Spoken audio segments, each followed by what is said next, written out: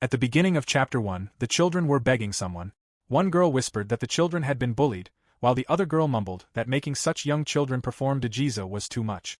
Gray thought that the situation was sudden, but he was what was probably known as a transmigrator. It was only probably because he periodically recalled memories from his previous life. This world closely resembled that one. It was the world of the super popular game Bright Fantasy. Gray had bought the game after watching his friend play it, but he had never even broken the seal, so he knew very little about it.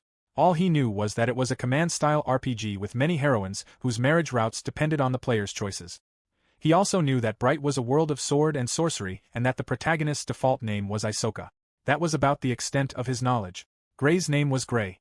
Because of his mean-looking face, he was often mistaken for a thug, and he had probably reincarnated as an evil background character. Back in the present, the children were bowing before him. Since he did not know his role in the game, he had decided to become an adventurer instead. It was an honorable profession in which adventurers gathered daily at the guild to accept and complete numerous quests. Their ranks advanced from E to D to C until eventually reaching A. Every rank also had a minus and a plus, which Gray found bothersome. For example, the order within rank D, from low to high, was D followed by D+. There were predetermined trials for promotion, such as completing 3 C-rank quests consecutively to qualify for B rank. There were many other rules, but he had not paid much attention to them. Gray had diligently climbed the rank. He was skilled in many forms of magic, including attack, healing, buff, and debuff magic, and he could also wield a sword.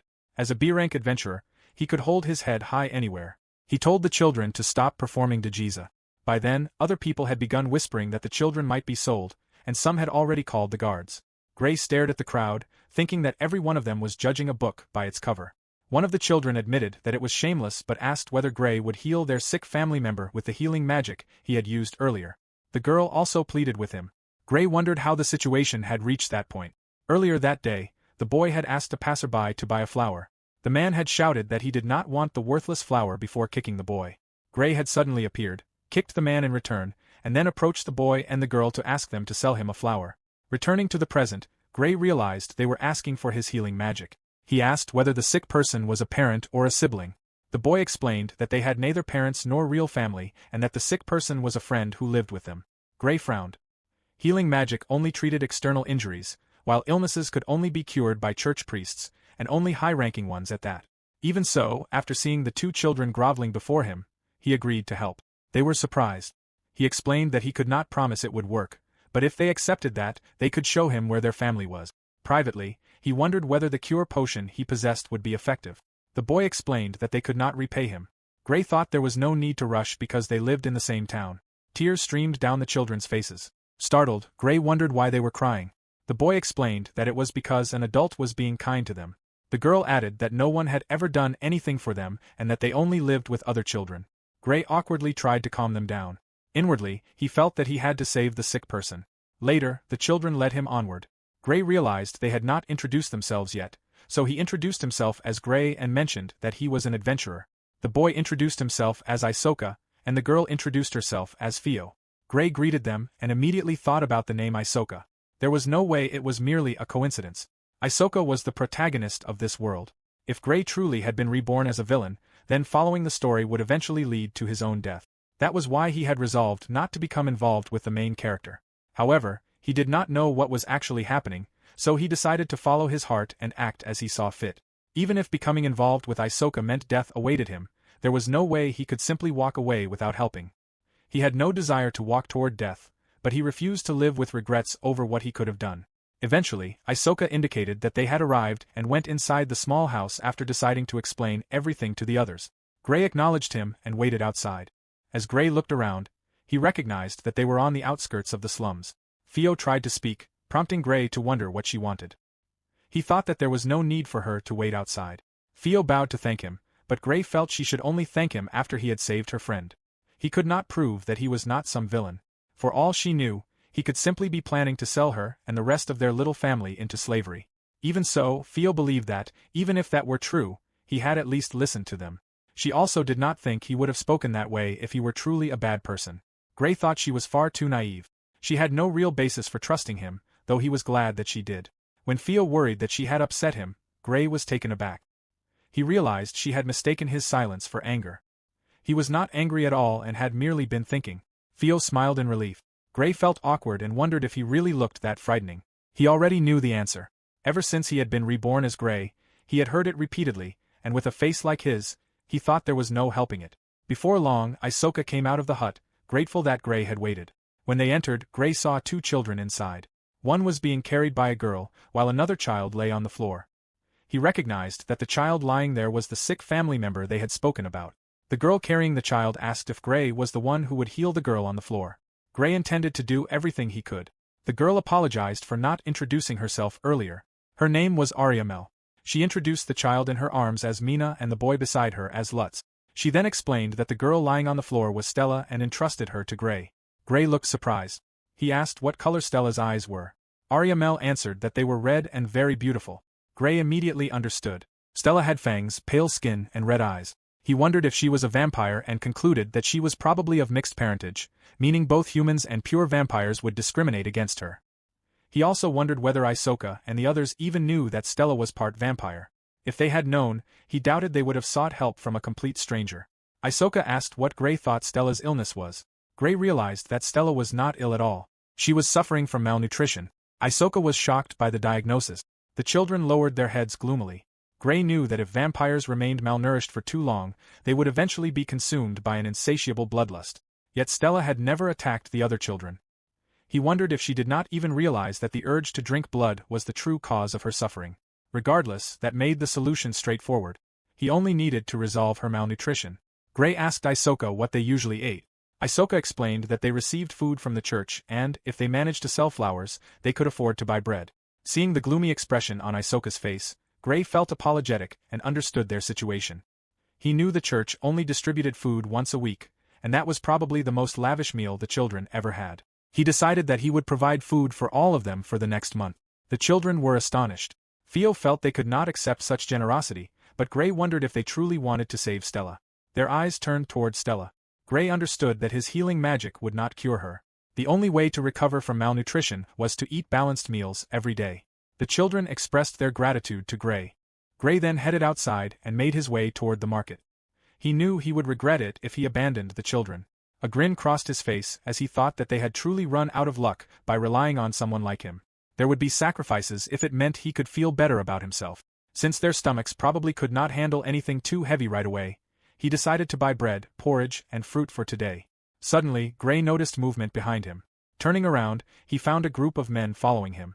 The others wore smug grins while their leader tapped him on the shoulder, assuming Gray had his sights set on both the children and their shack. Irritated, Gray wondered who the man thought he was. He grabbed the man's wrist and forced him to remove his filthy hand. A sharp snap rang out as the man's wrist broke. Gray seized him by the head and slammed him into the ground. The man struggled to get back up, but Gray had already decided that, whatever they had been planning to do to those innocent children, he would make sure they never considered it again. Cracking his knuckles, he quickly beat the entire group until every one of them lay unconscious on the ground. Gray picked up one of the men and warned him to listen carefully. If they ever laid a finger on those children, he would turn them into food for the harpies. The man let out a terrified scream. Gray continued by explaining that harpies started eating from their prey's fingers and toes, making sure the victim stayed alive while they slowly chewed. The man trembled in fear. Gray briefly wondered if the man was really that frightened of his face, since he did not think they looked all that different. He slammed the man back onto the ground before picking him up once more. This time, he demanded to know why they had approached him. The man admitted that they had assumed Gray was one of them and wanted to negotiate over the children. Gray smashed the man's face into the ground again, inwardly wondering whether no one had taught them not to judge people by their appearance in grade school. As he walked away, he realized that this world did not even have grade school. While walking through the market, Gray reflected that he had settled in the city of Bastork. It was the capital of the kingdom and the center of the highways connecting neighboring kingdoms, making it a large city with a substantial population. It was home to a massive adventurers guild that offered many moderately difficult quests with respectable rewards. As a versatile adventurer, he could make a comfortable living there because of the city's size. At the same time, a city that large naturally attracted thugs and shady criminal guild. Gray picked up an apple and bought it along with milk and bread. Since he did not belong to an adventuring party, he never had to split his rewards with anyone. Supporting the children was therefore an easy expense for him. Besides, he doubted anyone would ever want to team up with him anyway. When Gray returned to the shack, he announced that it was time to cook. Isoka was surprised to hear that Gray intended to do the cooking. Gray assumed it did not suit his appearance, but Isoka quickly made it clear that was not what he had meant. Ariamel asked to help and offered to start the fire, while the other children eagerly volunteered as well. Gray thought they were all remarkably well behaved and seemed completely out of place in the slums. Even so, he decided not to pry into their circumstances. Isoka and Fio began slicing the ingredient. As Gray worked in the kitchen, he thought that the children were capable enough to prepare simple dishes themselves. While cooking, he suddenly felt someone tugging on his shirt. Looking down, he found Nina. He wiped the snot from her nose and intended to tell her that he would bring her food soon and that she should wait over there. Instead, Nina simply stared at him. Gray was glad that she was not afraid of him. Then, without warning, she called him Daddy. Gray was caught completely off guard. He knew he was not her father, but he also wondered whether denying it would make her sad. Ariamel came over, gently told Nina to leave Mr. Gray alone, and quickly carried her away. Gray could only wonder what he should do. Later, everyone gathered around the table after the meal was finished. Ariamel invited everyone to eat, and Gray ended up sharing the meal with them. Isoka happily enjoyed the food, while Fio noticed that he was talking with his mouth full and had food on his face. Isoka immediately corrected himself. Lutz and Nina also ate happily. Gray wiped their faces clean. Lutz responded with a mischievous grin, while Nina thanked him and once again called him Daddy. Gray's expression twitched. Isoka looked at Nina and Lutz, pleased that they had enjoyed themselves. Afterward, Ariamel brought food to Stella and helped her try eating. Stella slowly took a spoonful while Ariamel encouraged her to eat at her own pace. Gray observed that Stella seemed to have enough strength to eat. Ariamel then assured Gray that they could at least handle the cleanup themselves, so he could relax and leave the rest to them. Gray agreed. Isoka thanked Gray for the meal, and Fio added that it had been delicious before thanking him as well. Gray accepted their gratitude. Inwardly, he thought they would keep thanking him like this unless they gradually became more comfortable around him. He believed it would work itself out over time. Gray told the children that he was going to head out. Suddenly, Nina squirmed over to him, hugged him tightly, called him Daddy, and handed him a doll. Ariamel apologized before trying to pull Nina away, reminding her that Gray needed to return home. Nina insisted that her daddy's home was there. Gray realized it was still too early for him to sleep, so he decided to stay until then. Nina happily tightened her embrace.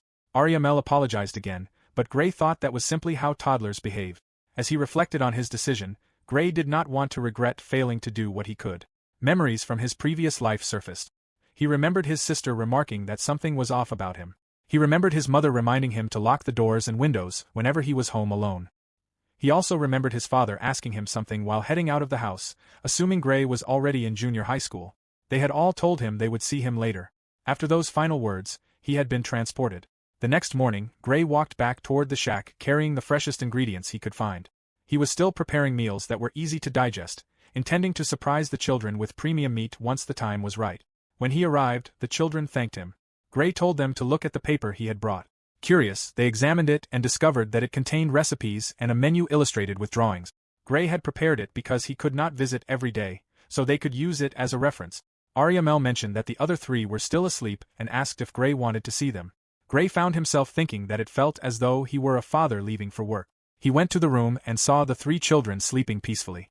As he looked at them, Ariamel asked whether he had slept well the previous night, considering Nina had thrown a tantrum. Gray assured her that he had no problems and that she should not worry.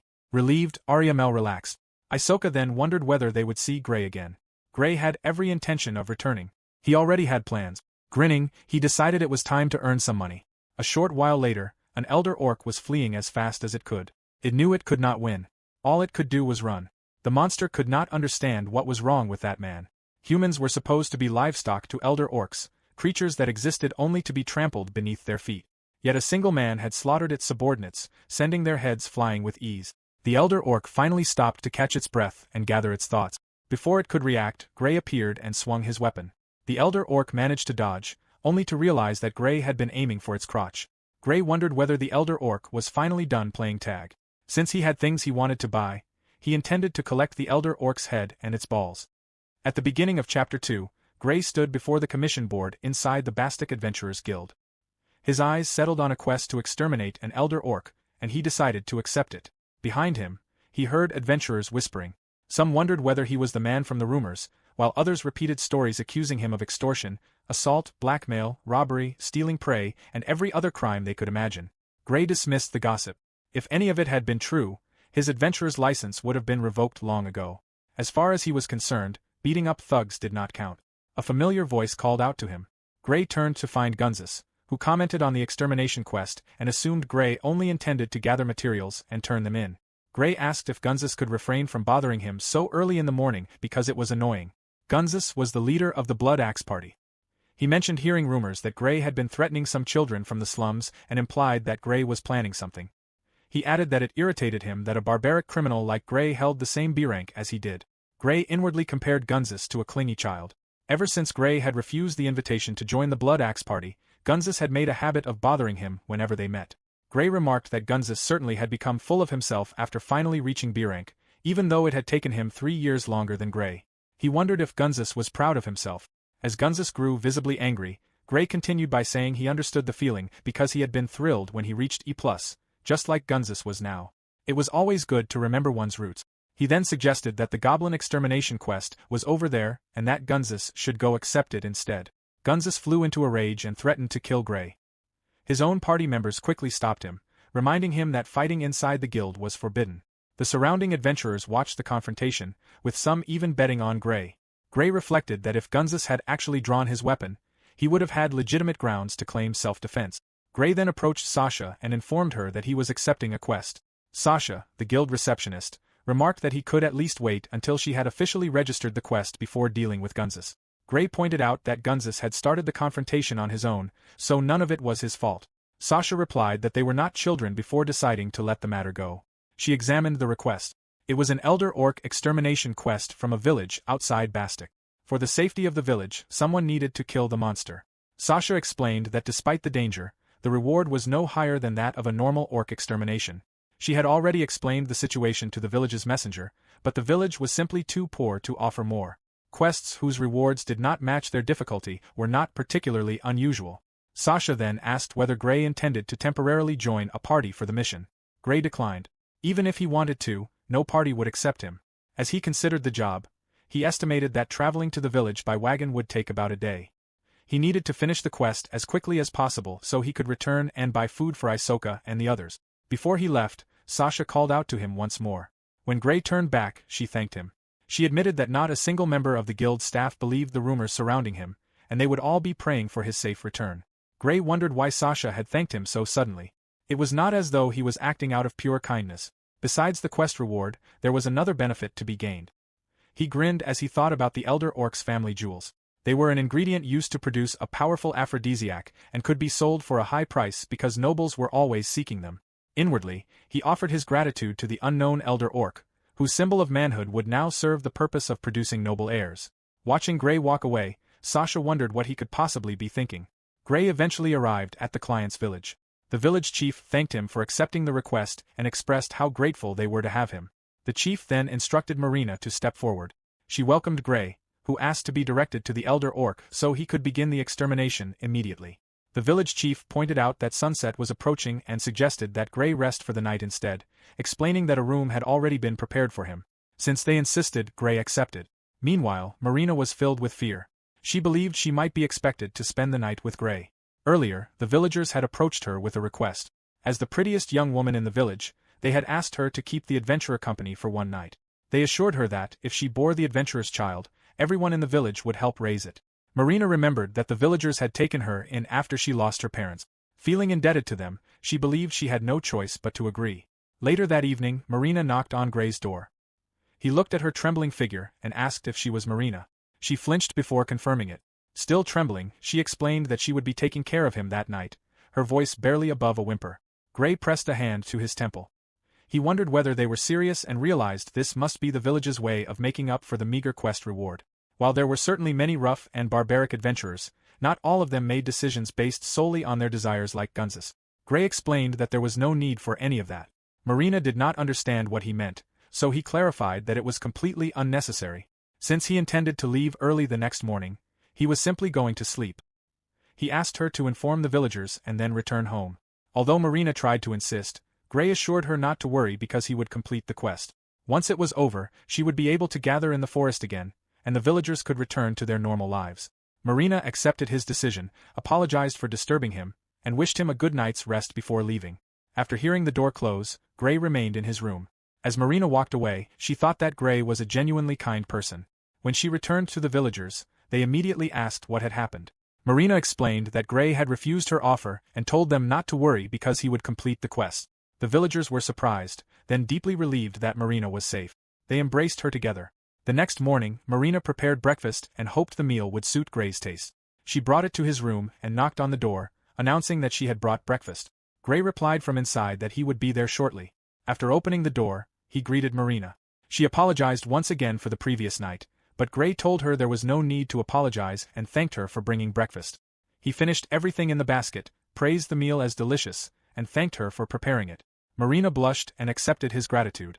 As Gray left the village, the villagers urged him to be careful, reminding him that he was the only one they could rely on. Marina also entrusted the quest to him. Gray waved to them before departing. That brought everything back to the present. The elder orc fled in panic while Gray pursued it, demanding that it hand over what he wanted. The monster thought only of escaping. Gray caught up and severed its right arm. The elder orc screamed in agony. Gray told it to say its final prayers. Grinning wickedly, he wondered whether to take its balls or its head first. Moments later, he sliced off the elder orc's head and cut apart its body. Gray then held out a magic bag. In this world, magic bags were extremely convenient but considered high-class items that few people could afford. He had purchased one back when he belonged to a party. Thanks to it, he did not have to carry the elder orc's head and family jewels by hand. Even so, he still disliked having a head and a pair of balls inside his bag. Gray returned to the village and informed the villagers that he had defeated the elder orc, making it safe for them to enter the forest again. The villagers thanked him for taking the time to report back. As proof, Gray suddenly produced the elder orc's head.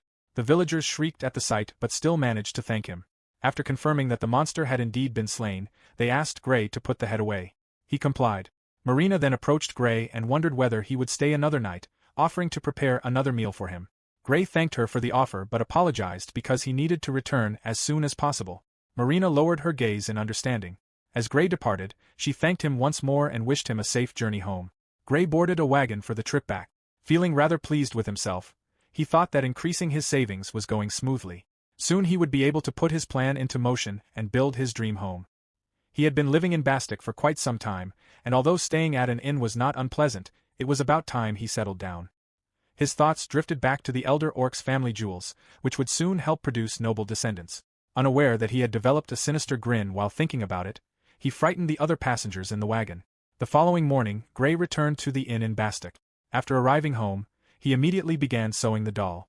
He was certain Nina would want it repaired, but the fabric itself had become too worn. Even if he stitched it back together, it would soon tear again. He concluded that it might still be salvageable through alchemy. Gray headed outside. The innkeeper noticed him and pointed out that he had only just returned, yet he was already leaving again. Before Gray could answer, the innkeeper assumed he understood and concluded that it must be because of a woman. He was about to launch into one of his own stories when Gray frowned and called out to Lena, remarking that her father was at it again. The innkeeper immediately panicked as hurried footsteps approached. Lena, the innkeeper's daughter, arrived in frustration. She angrily pounded the counter, clearly exasperated that she had to keep reminding her father not to bother customers with his stories. The innkeeper desperately tried to avoid being struck by her broom while complaining that Gray was unfair for calling Lena over. He believed that, as fellow men, they should be sharing stories of their exploit. Lena insisted that her father stop it. Gray admitted that he had no idea what the innkeeper was talking about. He then announced that he was leaving. Lena assured him that she would handle everything and wished him a good day, while the innkeeper also told him to take care. As he walked away, Gray reflected that the inn had clean rooms, delicious food, and polite service whenever guests arrived or departed. He concluded that the old innkeeper had to be the reason the business was not more prosperous. Gray then visited the alchemist's workshop and called out for luck. The alchemist greeted him and wondered why he was carrying a doll around, remarking that it did not suit him. Gray dismissed the comment and explained that he wanted the doll repaired, asking whether Lux could do it. Lux replied that he certainly could, provided Gray paid for the work. When Gray asked the price, Lux admitted there was actually a component he wanted instead. Before he could finish explaining that it came from an elder orc, Gray produced the elder orc's head. Lux immediately shrieked, telling Gray to put the head away and asking why he was carrying something like that around. What Lux actually wanted was the elder orc's family jewels. Gray wondered how Lux had known. Remembering that Lux had once given him a favor, Gray decided he could oblige. Lux was the sort of person who would even hand over an expensive cure potion for free if someone treated him kindly. Besides, if it would make that child happy, Gray did not mind. Later, Gray arrived at the rickety shack in the slums, where Nina came running toward him in tears. Ariamel apologized, explaining that little Nina had cried for Gray the entire time he had been away. Gray chuckled. Nina reached out, wanting to be carried, and Gray picked her up. His attention then shifted to Stella. Stella observed that he was good at patting Nina gently. Gray accepted the remark. Inwardly, he was relieved that Stella was doing well now. He also noticed that Stella called him Daddy. Gray reached into his pocket and apologized to Nina for making her wait. He handed her the repaired doll. Nina's face lit up with delight. Hugging it tightly, she called it Anya and happily remarked that Anya had become so pretty. The other children watched the scene with warm smiles. Ariamel admitted that she did not know how to thank Gray for everything he had done for them. Gray brushed it off as nothing special. Lutz pulled an apple from Gray's bag. Seeing that, Gray suggested they prepare something to eat. Ariamel agreed, and they headed to the kitchen. She asked Nina to stay with Theo for a while because Nina was clinging to Gray's leg. Gray said it was fine to leave her as she was. Ariamel accepted that, and Nina happily continued hugging Gray's leg with a bright smile. Gray found himself quietly pleased. Later, everyone gathered around the table. As they ate, Gray noticed Isoka quietly passing his mushrooms to Theo without asking. Theo immediately complained about it. From everything Gray had seen so far, Isoka appeared to be nothing more than an ordinary boy. Gray could not imagine how someone like him would one day become the protagonist who saved the world. The thought lingered in his mind. He intended to lend Isoka his strength, but if possible, he wanted all of the children to continue living peaceful lives. Gray then told the children that there was something he wanted to discuss. They all stopped eating and looked at him. Feeling unexpectedly embarrassed, he looked away slightly as he explained that he was planning to buy a house in town. He asked whether they would like to live there with him. The children were stunned. Silence filled the shack. Gray added that it was only if they were comfortable with the idea. Isoka quickly denied any objection, explaining that they had simply been surprised. Theo sought confirmation that Gray truly meant everyone, not just Nina and Ariamel but herself, Isoka, and all the others. Ariamel also asked whether he really intended to take in all of them. Gray confirmed that he did. Nina grabbed Gray's hand and expressed that she wanted to stay with her daddy forever. Lutz smiled at Gray. Ariamel found herself unable to respond immediately before finally resolving that she would do her best. Gray wondered what exactly she meant by that. The idea itself had not been part of any plan, but there was no way he could simply leave the children behind after a month. He let out a quiet sigh, relieved that his proposal had not upset them. Ariamel wondered why they would be upset. She thought about all the food Gray had provided and the way he had repaired Nina's doll. They were all sincerely grateful for everything he had done. Gray looked around to make sure everyone accepted the idea. Isoka and Theo both nodded. Ariamel then looked to Stella for her answer. Stella simply responded with a thumbs up. Gray could not tell what was going through Stella's mind. At the beginning of Chapter 3, Gray stepped outside. Nina wondered whether her daddy was going somewhere. Gray explained that he was going to find them a new home and that she should look forward to it. Nina happily accepted that. Gray thanked her. Ariamel and Stella praised Nina for being a good girl. Theo told Gray that they would see him later, while Isoka wished him a safe trip. Gray replied that he would see them again soon. As he walked away, Gray thought about the house he wanted to buy.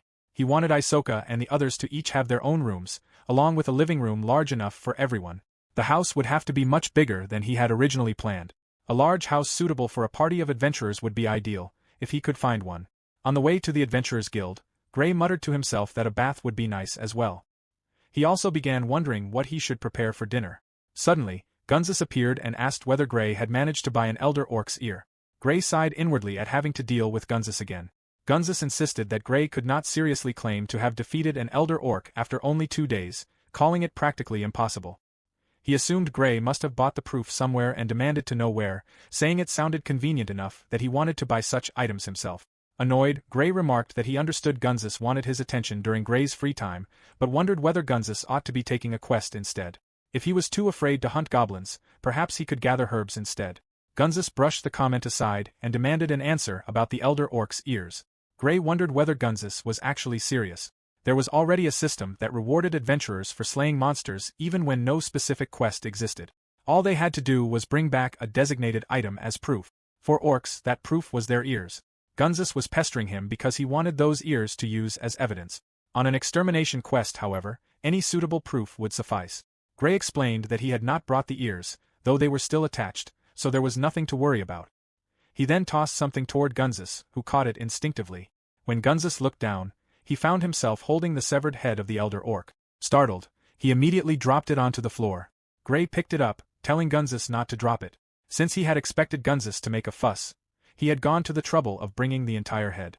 Holding Gunzus by the head with one hand and the elder orc's head with the other, Gray wore a broad grin as he silently compared the two. He took satisfaction in reminding Gunzus that he had never defeated an elder orc and was still a complete novice. Gunzus could only plead for him to stop. At that moment, Sasha called out to Gray and instructed him to report the completion of his quest immediately. Gray released Gunzus and placed the elder orc's head on the reception counter. Sasha immediately scolded him, explaining that suddenly putting a monster's head on the counter could be considered harassment. Gray pointed out that it was simply the proof required to complete the quest. Sasha replied that such proof should not be handed directly to the receptionists because a new employee might faint at the sight. Gray assured her not to worry because he only ever used Sasha's reception line. Sasha was unsure how she was supposed to respond to that.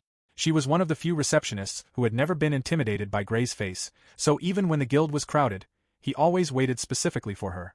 Sasha did not seem particularly pleased by that habit.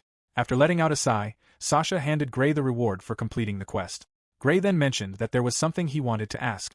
Sasha remarked that such a request was unusual and asked him to keep it brief. Once he explained what he wanted, Sasha understood that providing that kind of guidance also fell under the guild's responsibilities. She decided they should continue the conversation inside and asked another receptionist, Melinda, to take over her desk.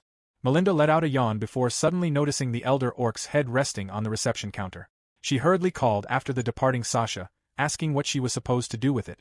Although she continued calling for Sasha, Sasha ignored her. Gray wondered whether that was really acceptable. Sasha replied that it was fine because, unless Melinda was called by name, she spent most of her time slacking off anyway. Setting that aside, she asked whether Gray's request was for real estate guidance and wondered if something had happened. Later, Sasha announced that they had arrived. She believed the property before them met all of Gray's requirements. Gray was surprised by what stood in front of him. Sasha explained that it had once been the house used by the Valkyrie party. After their party had grown larger, they had moved into a different building, leaving this house vacant. Gray understood immediately. Valkyrie was an all-female A-rank adventuring party said to be the closest in Bastic to achieving S-rank. Parties of S-rank adventurers were even invited to gatherings hosted by nobles and royalty. The women of Valkyrie were so beautiful that young noblemen were undoubtedly eager to meet them. Gray himself had once visited the party on business. Although he had some reservations, the size of the house, the number of rooms, and its location were all ideal. He had no objections. He could already picture Nina excitedly running through the house, while Lutz and Stella stared around with wide eyes. Sasha remarked that Gray had reached his decision surprisingly quickly. Gray replied that the price was inexpensive, noting that it seemed to be only half the cost of similar properties. Sasha explained that the women of Valkyrie had officially requested that, if the buyer was Gray, they would personally cover half of the purchase price. Gray was genuinely surprised. Later, Gray escorted Sasha back to the guild. As they approached, they could hear Melinda inside desperately asking someone to do something about the monster's head. Sasha thanked Gray for accompanying her. As Gray walked back toward the house, he reflected that he had unexpectedly made an excellent purchase. Suddenly, he sensed something. Two presences hid in the shadows ahead, another two waited on the rooftops, and one stood behind him. They could only be there to kill him. Without turning around, Gray remarked that anyone attempting an ambush should at least conceal their bloodlust. The hooded man behind him asked whether he was Gray. Gray noticed the same spiderweb mark that the thugs from the other day had borne. They had warned him that he would not escape and that the rapacious spiders would come after him. The hooded man declared that he had come for Gray's life. Gray asked whether he belonged to the rapacious spiders. Inwardly, he thought the man was remarkably easy to read. Before the hooded man could claim that Gray was about to die and had no need to know, Gray instantly moved behind him and demanded an answer. The man had no chance to react before Gray seized him by the throat.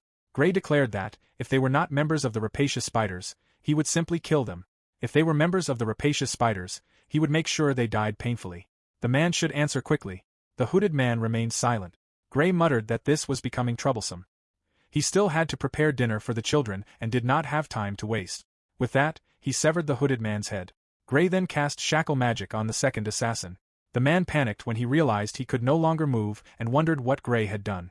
Gray calmly concluded that it was obviously magic. He had already restrained the two assassins on the rooftops as well. Before the man could say anything further, Gray killed him. Meanwhile, at the rickety shack in the slums, one thug suggested attacking the children while Gray was away. His companion dismissed the idea as foolish. Gray was abnormally strong, and they should wait until the others had finished him off. At that moment, Gray appeared behind them. He pointed out that they had ignored his warning. The men were shocked and immediately told the others to retreat. Gray remarked that they had a lot of nerve snooping around the children. He had failed to obtain any useful information from the previous group, so if these men wanted a painless death, They should tell him where the rest of their comrades were. They should never have gone near the children. Later, Gray returned to the shack, where Ariamel and Nina warmly welcomed him. Gray confirmed that he was home. Inwardly, he reflected that he had already discovered the location of the remaining members of the rapacious spiders. He intended to finish them off after the children had gone to bed. Nina called for her daddy and asked to be picked up. Gray felt a little awkward. He cleared his throat, but when Nina called him again, he crouched down and lifted the squealing little girl into his arms. Nearby, Isoka asked Ariamel whether there was anything he could help with before noticing Gray. Stella then walked over and decided it was unfair that only Nina was being carried. She wanted to be picked up as well. Lutz silently approached and tugged at Gray's clothes. Gray told him to wait for his turn, and Lutz obediently nodded. Gray then announced that he had bought their new house that day. Once everything was settled in 2 days, they would all move in together. The children excitedly welcomed the news. Later that night, everyone went to sleep. Gray quietly stood up and put on his jacket. Just then, Stella asked whether her daddy was going to work. Gray apologized for waking her. He explained that he was only going out for a little while and that she should go back to sleep. Stella wondered whether he would come back. Gray assured her that he would because they were all going to live together from now on. He also told her not to get hurt because he did not want her worrying about him. Stella pointed out that everyone would worry. Gray understood and promised that he would return soon. Stella then called him daddy once more and asked him to tell them someday why he had become their daddy. Gray admitted that it was not something he intended to hide and was ready to explain it immediately. However, Stella insisted that she wanted to hear the story together with everyone else. Satisfied, she said she would see him later. As Gray walked away, he reflected that Stella always seemed able to see right through him. It was not an unpleasant feeling. Thinking about the new life he would share with the children, he headed toward the 2 men he had bound earlier. Inwardly, he reminded himself that a daddy had to work hard. He informed the 2 captives that they would be guiding him to the rapacious spider's hideout. The 2 captured men led Gray to a house. The first pleaded for his life, insisting that he truly regretted attacking the children. He promised to change and live honestly from then on. The second man echoed the same plea. They had already led Gray to the hideout, and neither of them wanted to die. Gray reminded them that he had already given them a warning. They had chosen to throw away that chance themselves. To the people who had suffered because of them, it made no difference whether they claimed they would turn over a new leaf. Allowing them to live would only leave a potential threat to the children's future. Gray killed both men and walked away, thinking that he needed to finish everything quickly. Otherwise, Nina would be lonely, and Stella would worry about him. When Gray reached the hideout, one of the guards demanded to know who he was, remarking that Gray hardly looked like someone who lived an honest life. Gray regarded himself as nothing more than an adventurer and asked whether the man belonged to the rapacious spiders. The guard hurried back inside, wondering how Gray had discovered them. Before he could get away, Gray cut off his head. Another guard met the same fate. Gray deliberately aimed for the head because it was the quickest and most reliable method. It also ensured that none of them would return as undead. He decided not to use magic for now since it would be troublesome if someone inside possessed a magic detection skill. A man inside frantically demanded to know who Gray was and what had happened to the guards outside. Gray casually answered by killing him the same way, severing his head before moving on. Throughout the hideout, screams and desperate pleas for mercy echoed around him. After dealing with everyone in his path, Gray advanced deeper into the building. Looking around, he recognized the place as a typical large underground hideout. It took longer than expected to reach the boss's room. Along the way, a man confidently declared that the hideout had attracted quite the lively intruder. Claiming to be a former B-rank adventurer, he boasted that he would teach Gray to fear his strength. Gray cut him down without hesitation and continued walking, thinking that the man's ability did not even compare to Gunz's. Another opponent charged at him. Gray noted that this one seemed somewhat stronger and wondered what kind of training the organization even provided. Then a bald thug recognized Gray. Gray found the reaction confusing. After looking around at the piles of corpses, the bald thug shrieked and turned to flee. Gray immediately kicked him down. Grabbing the bald thug by the head, Gray remarked that running away was a rather cold thing to do. He demanded to know where the boss's room was. The terrified thug quickly agreed to cooperate and entered the password. As soon as part of the mechanism opened, Gray cut him down as well. He briefly thought that perhaps he should have fed one of them to the harpies instead. What emerged was the boss himself, seated upon a large chair. The boss muttered that Gray had really come alone, just as the reports had said. He then asked what Gray was to those children. Drawing his sword, Gray regarded himself as their father. The boss found that absurd and concluded that Gray had lost his mind. Gray, however, was short on time and wanted to end everything quickly. He decided the boss should apologize in the afterlife to everyone he had harmed. The boss tried to ask what Gray actually knew about the children, but before he could continue, Gray killed him. The next morning, Nina tried to wake the still sleeping Gray because she wanted food. Stella sat beside him and quietly greeted the morning. The two girls repeatedly patted him, while Nina sleepily called him a sleepyhead. Ariamel noticed them and gently explained that Gray was tired and should be allowed to sleep a little longer. Nina squeezed Gray's cheeks while Stella poked him. Gray decided it was probably time to get up. Meanwhile, back at the inn, the innkeeper brought up the rapacious spiders. They had apparently been one of the largest criminal groups in town. Many of their members specialized in combat, frequently clashed with the town guard, and had even given the elite guards considerable trouble. Yet the entire organization had been wiped out in a single night. According to what he had heard, every member in the hideout, including the boss, had been killed, and every one of them had been beheaded. Lena added that when she had gone shopping, the incident had been the only thing anyone was talking about. The innkeeper remarked that one might expect other criminal groups to seize the opportunity to expand, but he doubted they would. They would all be too afraid of making the wrong move and becoming the next target. Gray remained silent. He then realized they were discussing the fact that he had been staying at the inn all this time. The innkeeper was surprised to hear that and casually admitted that he simply enjoyed idle gossip. Lena admitted that she could not even imagine Gray leaving because he had been staying there for so long. Gray agreed. He remembered the first time Lena had seen him. She had been frightened by his face. Lena apologized, explaining that she did not remember it. The innkeeper remarked that Lena had been very young at the time. He then told Gray that, if he ever needed anything, he should come to them. Gray agreed. The next day, Ariamel asked Nina whether she had Anya. Nina happily confirmed that she did. Gray announced that he had originally planned to buy everyone new clothes, but after looking at the children, he decided they should visit the bathhouse first. Theo became excited at the thought of taking a bath. They then went to the public bathhouse. Gray requested 2 private rooms from the receptionist, one for the boys and one for the girls.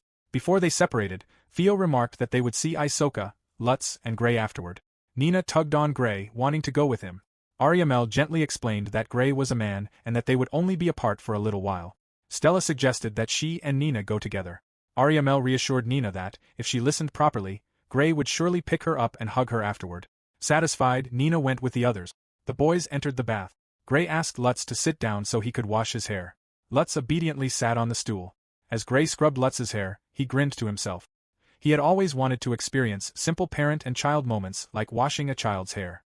After finishing with Lutz, he told Isoka that it was his turn. Isoka initially refused because he found it embarrassing, but before long he was sitting on the stool as well while Gray thoroughly washed his hair. After everyone had changed into clean clothes, the girls returned. Ariamel apologized for taking so long, and Theo also apologized for making the boys wait after noticing that Lutz had fallen asleep. Gray assured them that it was perfectly fine. Afterward, Gray took the children to a clothing shop. The shopkeeper nervously welcomed them and asked what kind of clothes they were looking for. Gray simply told her to let the children choose whatever they liked. Isoka suggested that Gray help pick some outfits as well, but Gray admitted that he had no sense of fashion. Later, Nina happily ran over wearing a frilly dress that made her look like a princess. Gray was completely captivated by how adorable his daughter looked. Stella helped Lutz try on clothes, while Ariamel, Theo, and Isoka selected outfits of their own. Nina proudly admired herself, convinced that she looked very pretty. Gray wholeheartedly agreed. Later, Gray brought the children to their new house. They were amazed when he revealed that it would be their new home. Stella eagerly ran ahead to explore, taking Nina and Lutz with her. Nina excitedly told her daddy that they were going, while Isoka and Theo hurried after the younger children so they would not be alone. Gray reminded them to be careful as Theo helped Stella and Nina climb the stairs. Gray explained to Ariamel that the individual bedrooms were on the second floor and suggested that they choose on a first-come, first-served basis. Ariamel replied that she would simply take whichever room remained last and encouraged Gray to choose first instead. Gray told her there was no need to hold back because they were family now. Ariamel agreed that they were, but explained that it was not really about holding herself back. Gray thought it would probably take some time before the children felt comfortable making requests of their own. From upstairs, he could already hear Nina's amazed voice echoing through the large rooms. For the time being, the younger children would sleep with either Ariamel or Gray. The room beside Gray's belonged to Isoka, and the next one belonged to Theo. Looking at the children, Gray thought that arrangement would be fine until they eventually wanted rooms of their own. He had secured clothes, food, and a place to live for them. The next thing to consider was school. This world had an academy that children could attend from the age of 12, but Gray questioned how useful it would actually be for their future. It seemed better suited to giving the children of nobles opportunities to build relationship. If any spoiled noble children ever laid a hand on these kids, Gray already knew how he would respond. He wondered whether the children had dreams for the future. He hoped they would tell him someday. Although he had killed the boss before the man could reveal anything, It was not because Gray lacked interest in the children's pasts. Living together would naturally allow him to learn more about them over time. Even family members had secrets, and he had no intention of prying without their consent. Whatever their circumstances might have been, Gray had already decided that he would support them. That night, Ariamel, Fio, and Isoka came to Gray's room. Curious, Gray wondered what was going on. They explained that they had always slept together before, so sleeping alone felt strange. Gray invited them inside. Since there was not enough space on the bed, he spread futons across the floor. After wishing everyone good night, the lights were turned off. Gray lay down surrounded by the children and realized that, in the end, it was not all that different from sleeping together in the shack. He found that perfectly fine. At the beginning of Chapter 4, it was morning and Isoka was still sleeping. Someone shouted at his door. Fio entered and pulled him up, insisting that he get out of bed because everyone had already started eating breakfast. Isoka apologized and got up. It had been close to a month since they started living in their new house. Isoka was not a morning person. Fio was sensible. Nina ate a lot. Stella had a sweet tooth. Nina and Stella were picky eaters. Later, Gray thanked Ariamel for cooking. Ariamel replied that it was only natural and asked him to set the plates on the table. Gray noticed a sheet of paper and realized it was the recipe he had given her. Ariamel explained that it was a copy she had made because she did not want to alter the originals Gray had given them. She still kept the ones that were only pictures. Gray realized that Ariamel could read and write, which was unusual for children in this world. Before leaving, Gray informed Nina and the others that he was heading out. Nina asked him to come back soon, and Ariamel wished him a good day. Outside, Lutz was staring at a cat. Gray told Lutz to greet it for him as well. Lutz responded with a wave, and Fio said she would see Gray later. Lutz did not talk at all, but he often communicated with animals through eye contact. There was still a great deal they did not know about one another, but they were gradually learning. Near Bastoke, Gray slaughtered some goblins. His life had become quite different. In the past, he had only returned to the inn to sleep or prepare for expeditions. Now he only accepted day quests. He thought about finishing off the goblins quickly so he could head home. Later, at the Adventurers Guild, Sasha remarked that Gray had seemed restless lately and had been completely ignoring Gansas. Gray was startled. Sasha asked whether he thought she had not noticed. She handed him his payment. Gray asked whether Ganzo had been pestering him lately. Sasha answered that it happened every day. Gray admitted he had not noticed. Sasha questioned whether he was serious because Gansas was standing right behind him. Gray muttered that it felt like a horror story. He thought that he would rather go home and read to Nina and the others than waste time on Gansas. As he walked through the streets, he saw a donut. He bought 7, and the vendor thanked him. He continued on his way home. He passed a cat while crows cawed from a lamp. He kept walking and remembered how he used to say goodbye to his friends. When he reached home, he greeted the picture frames to announce that he was back. His family was already gone. It was a meaningless ritual, but Gray simply could not let it go. Back in the present, Gray arrived home and informed Nina and Lutz, who were playing in the front yard. Lutz and Nina welcomed him home. Ariamel invited him inside and welcomed him back. While using the kitchen tools, she explained that dinner was not ready yet and asked whether everyone wanted to eat first or take a bath. Gray decided they should eat since everyone was probably hungry by then. Ariamel was surprised when Gray brought something for everyone to share later. She pointed out that Gray had been doing this every day for a week. Stella had been skipping dinner because she wanted sweets, and it was unhealthy, so Ariamel asked Gray to bring treats only once in a while. Gray thought that Ariamel had seemed like an older sister at first, but she was truly like a mother. Later, everyone started eating. Fio turned to Isoka. Isoka agreed that they should tell Gray. Isoka called out to him. Gray asked what it was. Isoka told him that he and Fio wanted to become adventurers. Fio asked whether Gray would teach them swordsmanship and magic. Ariamel was surprised and asked what the two of them were talking about. Fio explained that they wanted to be helpful too. Gray thought that Isoka and Fio probably felt bad about only being on the receiving end. For him, simply having the joy of being a family was enough. He told them that he was not opposed to it if that was truly what they wanted, but they should set the matter aside for now. Ariamel lowered her gaze to her plate. As Gray put the children to bed, he thought that Ariamel's objection probably came from concern for the two of them. Adventuring was a profession where no one ever knew what might happen. That was all the more reason for Gray to help them gain the skills to support themselves in case anything ever happened to him. Although he had no intention of dying, he did not want the children to experience the pain of losing their family a second time. Someone called to him. Stella was apologizing in her sleep and mentioned something that could cause transformation. She continued snoring softly. The next morning, everyone was seated at the dining table. Gray thanked everyone for the meal, and Nina did the same. Ariamel told them they were welcome. Stella kept staring at Gray and he could feel her gaze. Ariamel then remembered something and told Gray that she had prepared a lunchbox for him that day. She explained that he seemed to have been skipping lunch, so she made one for him. If it was a bother or he did not need it, he could simply leave it behind. Gray accepted it, saying that he sometimes thought about eating lunch and would gratefully take it.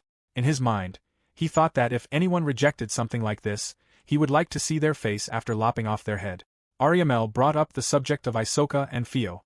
Gray explained that whether they became adventurers or not, he wanted to support them in pursuing their dreams, but he did not understand Ariamel's concern. He wondered why she did not discuss it with them herself. Ariamel admitted that she supposed she should. She smiled, wished Gray a good day, and told him to come home safely. When Gray arrived at the Adventurers Guild, he noticed it was unusually noisy. He asked Sasha whether something was happening that day. Sasha explained that it was the day the women from Valkyrie were returning from their expedition. They had cleared a dungeon called Garden, which no one had managed to conquer before. She reminded him that the announcement flyer had been posted for days before letting out a sigh. Sasha then told Gray to line up with a different receptionist for the day, and he agreed. As he left, she pointed at him and reminded him not to turn in any heads. Nearby, Melinda tearfully begged Sasha. While looking over the quest board, Gray thought about clearing a dungeon. He had not entered one in several years.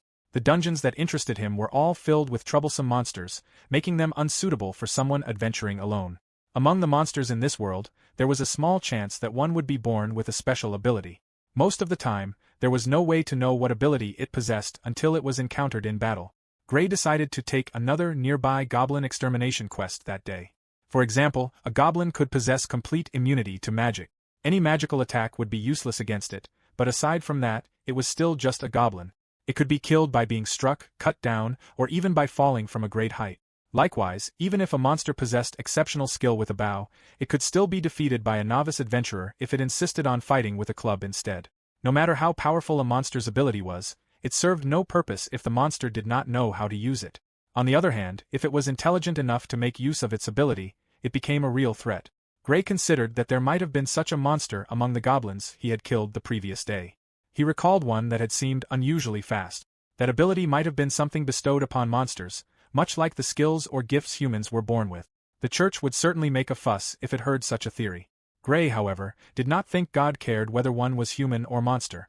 Just as humans had heroes, saintesses, and skill holders, there might be similar beings among monsters. Later, Gray finished his lunch and thought that it had been delicious. Eating it while sitting on the grass had made it taste incredibly good. He wondered whether he should take everyone on a picnic someday. Ariamel was good at cooking, skilled at housework, and beautiful. If she ever went out into the world, she would certainly be popular. Someday, she would probably bring home a boyfriend. Gray decided he would have to practice so he would not end up relieving the boy of his head. Back at the present, Melinda called for the next person in line and was surprised to see Gray. Gray thought that her distaste was remarkably obvious. He reported the completion of his quest. Melinda expressed relief that he had only brought the designated monster parts that time. She admitted that when she first saw his face, she had thought she was doomed. Gray pointed out that it was not as though he always brought in heads. Gray looked around and asked whether the Valkyrie party had returned yet. Melinda confirmed that they had and explained that they were upstairs speaking with Sasha and the guild master. She added that Valkyrie was full of beautiful women and wondered if Gray was interested in them as well. Gray denied it with visible annoyance. Sasha teased him for pretending otherwise. Gray told Melinda not to abbreviate her boss's title. Melinda asked whether he was going to wait since they should be coming downstairs soon. Gray declined and walked away. In his mind, he thought that he wanted to speak with them about the house, but not that day. The Valkyrie party had only just returned from their expedition and would not be setting out again immediately. He remembered that he had planned to bring home a treat, but then realized he would only end up getting scolded. Later, Ariamel welcomed Gray home. Gray told her that the lunch had been delicious. Delighted, Ariamel decided that she would make one for him again the next day. That night, everyone sat together on the couch playing cards. Suddenly, someone knocked on the door. Gray answered it, remarked that it was late, and asked what they needed. His eyes widened when he saw that the two girls standing outside were from Valkyrie. At the beginning of Chapter 5, Emilia, the A+ rank adventurer and leader of Valkyrie, greeted Gray after a long time apart. Beside her stood Kasha, an A-rank adventurer and fellow member of Valkyrie. Emilia explained that Melinda had told them Gray was on the first floor of the guild while they had been upstairs delivering their report. She remarked that it had been rather cold of him to leave instead of staying to greet them. Gray silently thanked Melinda for that. Kasha waved at him and suggested that he invite them inside since they were attracting attention. Just then, Ariamel peeked out from behind Gray and asked whether the two women were acquaintances of his and if she should prepare some tea. Emilia and Kasha were stunned, while Ariamel looked at them in confusion. Wondering about the sudden tension, Gray invited them inside. They entered the house and sat across from one another on the couches. Isoka asked Gray whether the two women were his friends. Gray explained that they had once been in the same party. Isoka and Fio looked on in awe as Ariamel served tea. Emilia, Kasha, and Gray thanked her. Nina and Stella then came over and clung to Gray, each hugging one of his sides while whimpering. Puzzled, Gray looked to Ariamel, who explained that they were worried the two women had come to take him away. Ariamel approached the girls and gently asked them to come with her, explaining that Gray and his friends had important matters to discuss. Instead, Nina and Stella tightened their embrace, insisting that the women were going to take him. Emilia admitted that she now had even more questions and asked who the children were. Gray answered that they were his children. Emilia was left speechless before demanding to know who their mother was. Startled, Nina burst into tears and insisted that Gray was her daddy. Gray could only think that his shirt was about to end up covered in snot. Kasha told Emilia not to frighten the children. When Emilia tried to argue, Kasha reminded her to consider the children's ages. She then asked Ariamel how old she was. Ariamel answered that she was 13. That would mean Gray had already had children while he was adventuring with them. As Kasha began to wonder aloud who Gray had been dating back then, Gray quickly stopped her before she could finish. Kasha giggled and apologized. Kasha admitted that she had been wondering about Stella and asked whether she was a vampire, and if so, whether she was half or quarter vampire. Stella looked at Kasha. Gray reassured Stella that the two women would not bully her. Stella accepted his reassurance. Gray sighed and decided that he would explain everything, from how he had met the children to how they had come to live together. After hearing the story, Emilia remarked that Gray had never changed. Kasha agreed, saying that Gray had always been quick to help those who were weak or in trouble, despite his thuggish appearance and attitude. Gray thought that she had chosen the one thing that bothered him most to bring up. Gray then asked them about the house. He wanted to know how they had known he intended to buy it. Emilia explained that it had not been limited to that house. They had informed the guild that Valkyrie would pay half the cost of any party house Gray purchased in Bastoke. Gray asked why they would do that, although he admitted he was grateful. Closing her eyes, Emilia explained that buying a party house would mean Gray was forming a new party. If that happened, she and Kasha needed to see what kind of people his new companions were. Gray had always been so strongly opposed to joining another party that she wanted to know what kind of people had made him change his mind or whether they were deceiving him. Gray thought that he was not some clueless novice adventurer. Emilia continued that this was why they had come to inspect the house, only to discover 6 children instead. It had certainly been an unexpected surprise. Gray was about to respond, but he noticed that Nina had become sleepy. Ariamel observed the same and suggested that if Nina was tired, she should go to bed. Nina pleaded with Gray not to leave. Gray assured her that he was not going anywhere and told her to go to sleep, promising that he would go to bed as well once everything was finished. The children then went to bed. Looking at Ariamel, Gray remarked that she was a very dependable child. Emilia observed that although Gray called her a child, Ariamel was more like a wife. Gray decided that was enough to think about for one night. Kasha apologized for staying so late. Gray offered to walk the two of them home. Emilia declined, reminding him that they were A-rank adventurers and that no ruffian in town stood a chance against them. Kasha commented that Gray was still the same as ever, and somehow that was reassuring. She mentioned that an entire criminal organization had apparently been wiped out about a month earlier, with all of their heads cut off. Emilia added that public order had improved because of it, making it even less necessary for Gray to worry. Gray admitted that it had indeed happened. Outside, Ariamel caught up with them and asked whether Emilia was leaving. Emilia apologized again for staying so late. Ariamel replied that there was no need to apologize and that any friend of Gray's was welcome anytime. Hearing the word friend spoken aloud caught Emilia by surprise. Ariamel asked whether she had said something wrong. Kasha pulled Emilia away, thanked Ariamel for having them, and said they would head home. Gray told the two women to visit again. As Emilia and Kasha walked away, Gray asked Ariamel what that had been about. Ariamel replied that the two women had come because they cared about how Gray was doing. Gray understood. The next morning, Stella wished Gray a good day, and Nina told him to hurry back as he prepared to leave. Ariamel walked over and reminded him that he had forgotten his lunchbox. Gray thanked her. After he stepped outside, Ariamel told him to take care and have a nice day. Outside, Fio and Isoka were sparring.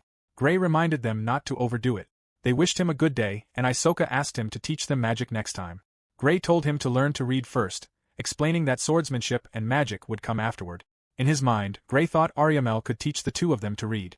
It would also be a good opportunity for the three of them to talk. Having a family see him off like this was a luxury.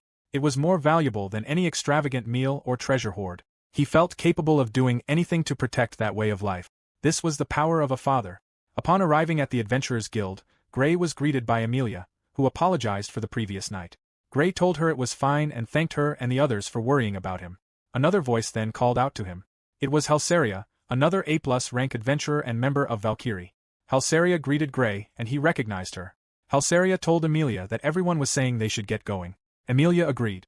Gray asked whether they had already been assigned another job despite only just returning. Emilia explained that they were not taking another quest but were going to meet Lord Bastoke, who wanted to hear about the garden dungeon. Gray understood. Emilia's eyes widened as she asked whether Gray was also interested. Gray admitted that he was because dungeons represented the romance of adventure. Emilia became flustered and started to say that, since it had been a while, they should have, but she failed to finish her sentence. Halsaria dragged Emilia away, reminding her that Kasha would get angry if they were late. Emilia simply waved, said they would see Gray later, and bid him farewell. At the reception counter, Melinda asked whether Gray was on good terms with Valkyrie. Gray asked why she suddenly wanted to know. Melinda explained that Emilia had asked about him the previous day and that they had been talking again just now. Gray answered that they went way back. After asking whether that was all, he started to leave. Melinda confirmed that it was. Gray thought that if he mentioned they had once been in the same party, Melinda would undoubtedly ask for details. The reason the party had disbanded was nothing dramatic, but he did not want to talk about it. Sasha would not come asking about it either. His former party was called One Blade. Emilia had been the swordsman. Kasha had been the healer. Gray had been the magic knight as well as the leader. There had been 2 other members. The 6 of them had formed the party while they were active in another country. They had been a promising mid-level party, steadily advancing in rank, but as their reputation grew, so did their obligations. That was probably why the Lord wanted Valkyrie to build ties with future S-rank adventurers.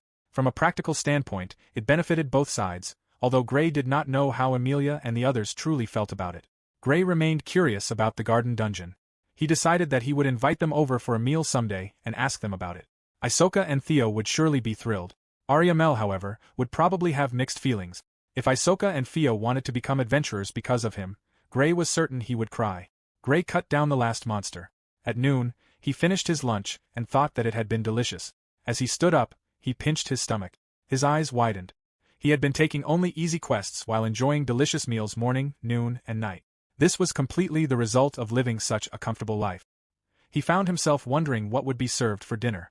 After returning to the Adventurers Guild, Emilia noticed that he was already back. She pointed out that returning so early meant he had taken an easy quest. Gray admitted that he had because he wanted to get home before dark. Emilia asked whether it was for the children.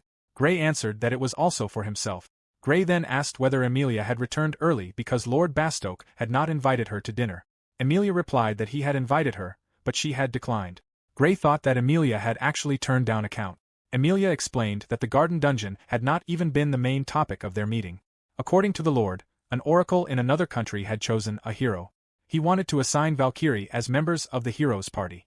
Gray considered this quietly. Emilia continued that the hero was apparently a man. Since Valkyrie was an all-women party with a high rank, recommending them was entirely natural. It was a perfect match on paper. Gray remarked that it sounded as though Emilia had no intention of accepting. Emilia immediately rejected the idea, saying that it was essentially the same as sending them as potential brides, which she refused to accept. Kasha reminded Emilia that she was speaking rather loudly and should calm down. She apologized to Gray for taking up his time and asked him to pretend he had not heard any of that before telling Emilia they should leave. Emilia apologized to Gray once more and said she would see him later. Gray agreed. As he watched them leave, Gray wondered whether it was truly acceptable for such a high-ranking party to refuse a request from the country. He hoped it would not lead to trouble. He also realized that Isoka was not the hero. Then again, the protagonist did not necessarily have to be the hero. At times like this, having knowledge of the game would have been useful. His thoughts soon drifted back to wondering what would be for dinner. When Gray returned home, everyone greeted him. He felt somewhat relieved that Isoka was not the hero. Ariamel welcomed him back and explained that the 3 younger children had something they wanted to show him. She turned toward Nina, Lutz, and Stella. Each of them was holding a sheet of paper. The 3 children proudly showed Gray their drawings of him. Gray was deeply moved and lowered his head. Ariamel asked whether he was all right. Trembling, Gray wondered what she meant. He insisted to himself that he was perfectly fine. He was a B-rank adventurer. Something like this could not possibly shake him. Seeing his reaction, the younger children wondered whether he was unhappy. Gray broke into tears before hugging all 3 of them. He told them how happy they had made him, thanked them for the drawings, and decided that he would buy picture frames enchanted with water, fire, and impact resistance magic. Stella complained that Gray's hug was too tight. In that moment, Gray vowed to become a wonderful father. Ariamel looked out the window. It seemed that Gray was saying something to Fio and Isoka before leaving. Stella and Nina walked over to her and asked what they were going to do that day. Nina excitedly asked to play. Ariamel smiled at them and told everyone that they would stomp the laundry together. The two younger children became excited. The children ran off, humming that Anya needed nap time. Isoka said they would help as well. Fio agreed and suggested that Isoka could clean the bath. They turned to Ariamel, and Isoka said he wanted to talk about sword practice. Fio added that they had something they wanted to discuss with Ariamel after they finished cleaning. Ariamel agreed. Everyone worked together to clean the house. As Isoka scrubbed the floor, Ariamel reminded the children to be careful not to fall. Suddenly, Isoka slipped and fell. Ariamel immediately asked if he was all right. Nina and the other children also asked after him. Fio wondered why Isoka had fallen, then told him to hold on while she gave him first aid. Later, while they were doing the laundry, Ariamel reminded the three younger children to hold on tightly because they did not want to end up like Isoka. She apologized to Isoka inwardly and laughed. Isoka smiled. After they finished the laundry and hung the clothes out to dry, Ariamel thanked the children for helping. Everything was clean. They had done it together. Nina asked Ariamel to tell her daddy that she had helped a lot. Ariamel agreed, saying they all deserved plenty of praise. She remarked that they must be tired and suggested having something to eat. At the table, Stella thought the food was delicious. Ariamel encouraged her to finish all of it, and Stella obediently did so. Isoka thanked Ariamel for the meal and said he would clean up afterward. Ariamel thanked him. Fio said she would go shopping. Ariamel asked her to buy some coffee for Gray as well. Looking out the window, Ariamel saw Lutz bringing food to the cat, Nora. Lutz and Nina happily watched the cat eat. Stella tugged on Ariamel to let her know she needed to use the toilet. Ariamel told everyone that they should all go before it was time for their nap. Later, the three younger children were sound asleep as Ariamel watched over them. Isoka called to her. Ariamel asked Isoka and Fio what was wrong. Fio told her that they truly wanted to become adventurers. Ariamel explained that instead of doing something as dangerous as becoming adventurers, she would rather they find jobs in town, such as working at the market or at the Adventurers Guild. Isoka replied that they wanted to become strong enough to help people the way Gray did. Fio added that they would study swordsmanship and magic diligently so Ariamel would not have to worry. Isoka then said that before any of that, he wanted Ariamel to teach them how to read and write. At that moment, Ariamel understood. Gray had reached out a hand to them, allowing the two of them to think about their futures. She agreed and said she thought it was a good idea. Fio thanked her. Just then, Lutz tugged at Ariamel's hand. Ariamel explained that what she was holding was paper and charcoal sticks for writing and wondered whether Lutz was interested. Stella woke from a dream in which her papa had lost his hair again. Nina tugged on Lutz and asked what he was doing. Lutz had begun drawing on the paper. Ariamel suggested that Nina, Lutz, and Stella write a letter to their father. She told them that she would teach them the letters and that they should write Papa and Daddy. She was certain their father would be overjoyed. Nina eagerly grabbed a charcoal stick to write for her daddy. Stella took a sheet of paper as well. Isoka said that he would write one too. Seeing that both Fio and Isoka intended to do the same, Ariamel remarked that Gray would be very happy. Isoka quietly admitted that he could not show his letter to Gray. At the beginning of Chapter 6, Gray woke up in the middle of the night and carefully sat up. He had only one thing to do that day. He was going to buy some picture frames. Ariamel asked whether she had woken him. She explained that she was just getting ready to make breakfast and that he could go back to sleep. Gray declined, saying that he always left everything to her and asking her to let him help once in a while. Ariamel smiled and agreed. The two of them went straight to the kitchen. Ariamel arranged the table while Gray cooked. After setting everything out, Gray wondered whether he had made too much food.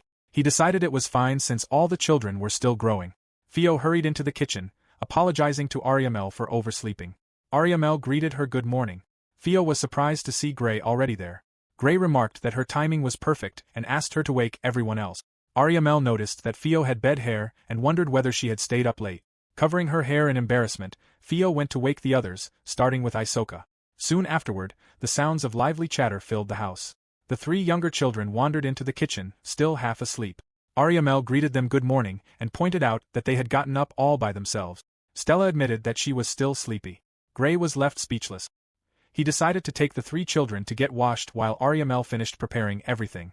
Gray picked up the children and headed to what he considered the battlefield, the bath. Nina immediately refused when she saw the water. Stella drank from the wash basin. Lutz then let his head fall into the basin, prompting Gray to quickly pull him back up. By the end of it, Gray was completely soaked along with the children. Ariamel giggled, apologized, and remarked that the children must have been quite a handful.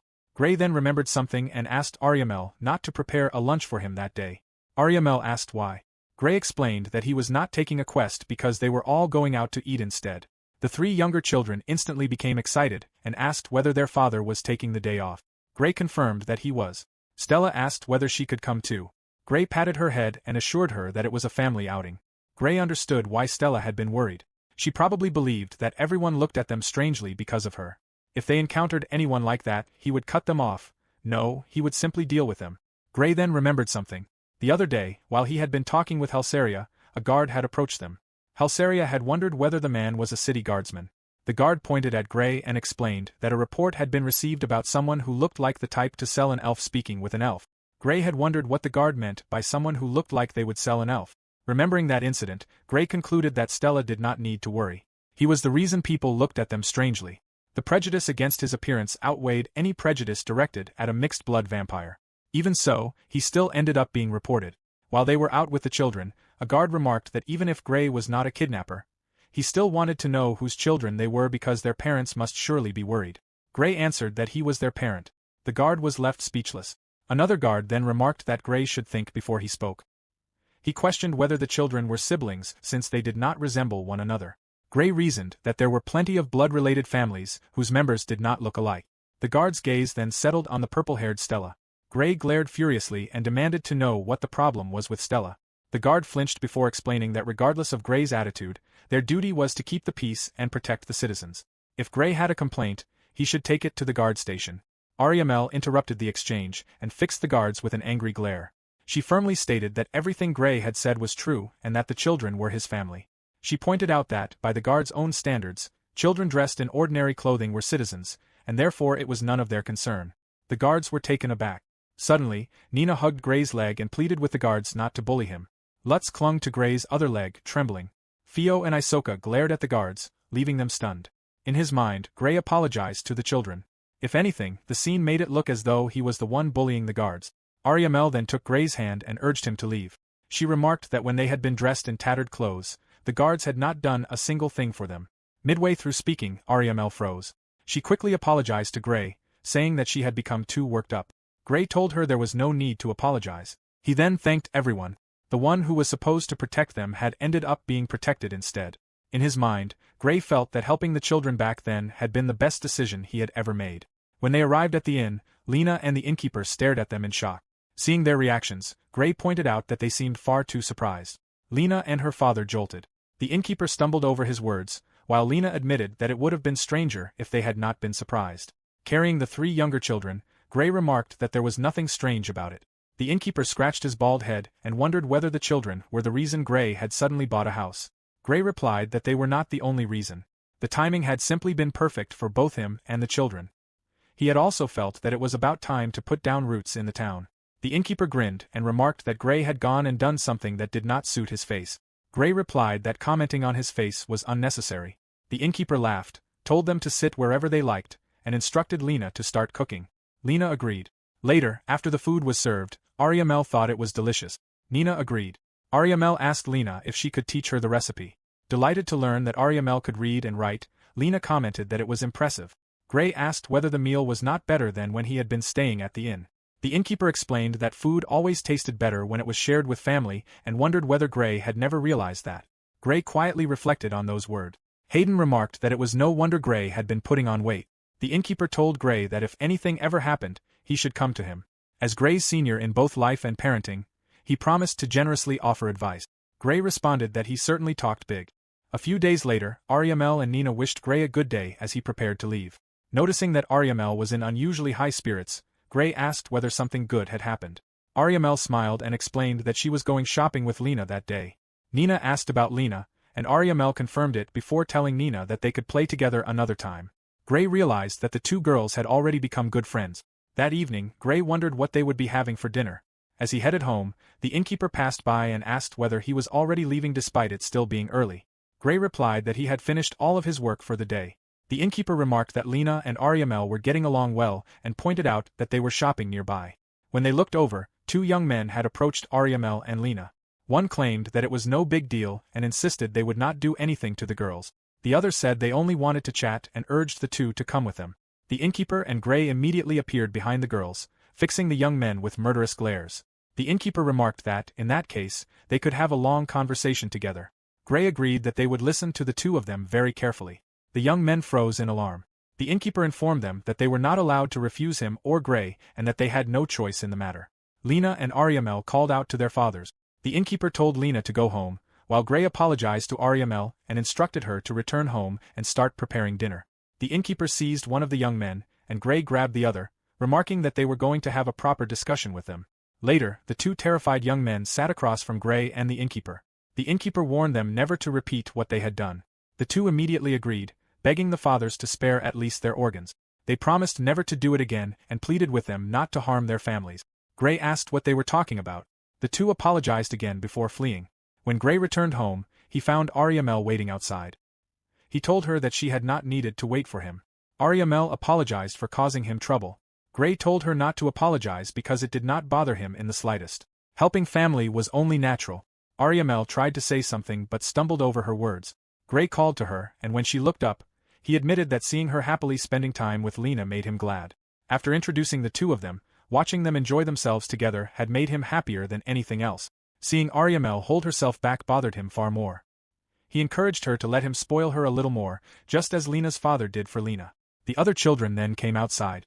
Nina tugged on Gray, and he remarked that Nina loved being spoiled too before picking her up. Nina asked whether being spoiled meant her daddy disliked her. Gray assured her that it was the opposite and that spoiling her made him happy. He promised to spoil her as much as she wanted. Nina hugged him in response. Stella climbed up to Gray and wanted to be spoiled as well. Isoka and Fio looked awkward as Gray approached them, seemingly preparing to refuse, but instead he pulled both of them into a big hug. Ariamel shyly asked whether she could join too and whether it would be all right. Gray opened his arms, and she embraced him together with all the children. The next day, Lena told Gray that a rumor was spreading through town claiming that anyone who bothered her or Ariamel would be kidnapped by a pair of nefarious men, so no one dared flirt with them anymore. Gray silently objected that they were law-abiding citizens who had never kidnapped anyone. Back at home, Isoka practiced with his sword. Gray easily sidestepped his swing, causing Isoka to lose his balance and fall. Gray explained that this was why Isoka should never close his eyes while swinging a sword and should always keep his attention on his opponent. Isoka acknowledged the lesson. Gray remembered that Ariamel had asked him to teach Isoka and Fio swordsmanship. They had been working hard to help with the housework and to learn how to read. Gray felt that Ariamel still did not completely approve, but if the three of them had reached an understanding, then he would teach the two for their sake. Magic lessons would have to wait until they had mastered reading because there was no point otherwise. He had nothing to teach anyone who was not serious about learning. There were people who wanted to learn but never had the opportunity, so those who did should make the most of it. Gray told Isoka to take a break because it was now Fio's turn. Fio readily agreed. Meanwhile, at the Church of the Holy Kingdom of Storia, a bishop informed a boy that it was time to leave because all preparations for their departure should have been completed. The armored boy acknowledged him. The bishop said that someone would be sent to make the boy presentable and instructed him to wait there. He then ordered an attendant to prepare a carriage, and the attendant complied. A soldier asked how the boy was doing. The bishop answered that he was the same as ever and remarked that, oracle or not, taking care of such a gloomy child was exhausting. The soldier observed that the boy's strength was genuine. Despite never having held a sword before, he had surpassed the average knight after only 3 months of training. The bishop stated that the next objective was the Saintess, who, if he remembered correctly, was in the neighboring country of Bastok. They needed to bring both the hero and the Saintess up to the level expected of them as quickly as possible. News that the hero had been chosen had already spread to the other countries. The bishop emphasized that the Saintess came from their own country and warned the soldier to watch his tongue because they never knew who might be listening. The soldier acknowledged the warning. Privately, the bishop reflected that the Saintess appeared to come from the merchant class. He found it remarkable that both the hero and the Saintess of this era were orphans. That circumstance allowed them to bring both children back without creating future complications. The bishop announced that they would now depart to welcome Saintess Ariamel. The soldier acknowledged the order. Inwardly, however, the soldier thought that although the bishop called it a welcome, it sounded more like an abduction. Since the Saintess was only a child, he doubted she would make a worthwhile target. They boarded the carriage and began their journey. At the beginning of Chapter 7, after reading a book, Gray found himself thinking about the hero and the Saintess. Isoka asked whether Gray had said something. Gray replied that he had not and instead asked Isoka what he thought about the hero and the Saintess. Isoka answered that he had no particular opinion. Gray then asked Fio the same question. Fio gave the same answer. Although the hero and the Saintess were supposed to save the world, the idea was so grand that it felt like a story from a book. Gray had assumed that, since Isoka was the protagonist and Fio was probably the heroine, they might possess some special bloodline. Judging from their reactions, however, that seemed unlikely. They were not even interested. He decided that he would ask Ariamel and the 3 younger children later. Fio quietly remarked to Isoka that Gray seemed to be thinking very deeply and wondered whether something had happened. Isoka admitted that he did not know. Gray recalled what had happened the previous day. On his way to the Adventurers Guild to report the completion of a quest, Emilia had suddenly told him to come to Valkyrie's party house. Gray had been surprised when Emilia dragged him along. Emilia apologized and asked him to quietly come with her for the time being. Gray was welcomed into their party house. Kasha apologized for calling him over so suddenly and asked him to hear them out. Gray wondered whether it was something that could not be discussed at the guild. Kasha explained that there were simply too many people there. She invited him to sit down while she prepared tea. Gray declined and asked them to tell him what it was about. Halseria asked whether Emilia had already told Gray about the hero. She explained that the hero from the neighboring Holy Kingdom of Storia was on the way to Basto. Gray asked whether she meant the hero chosen by the Oracle. Halseria confirmed it and explained that, for some reason, the hero's group was traveling through the forest instead of using the highways. She had learned this from a fairy friend. Gray recalled hearing that elves, as people of the forest, could perceive fairies. He asked Halseria how she knew the travelers were the hero's group. Halseria explained that the hero was a special existence even to the fairy folk, who had recognized the hero the moment the group entered their territory.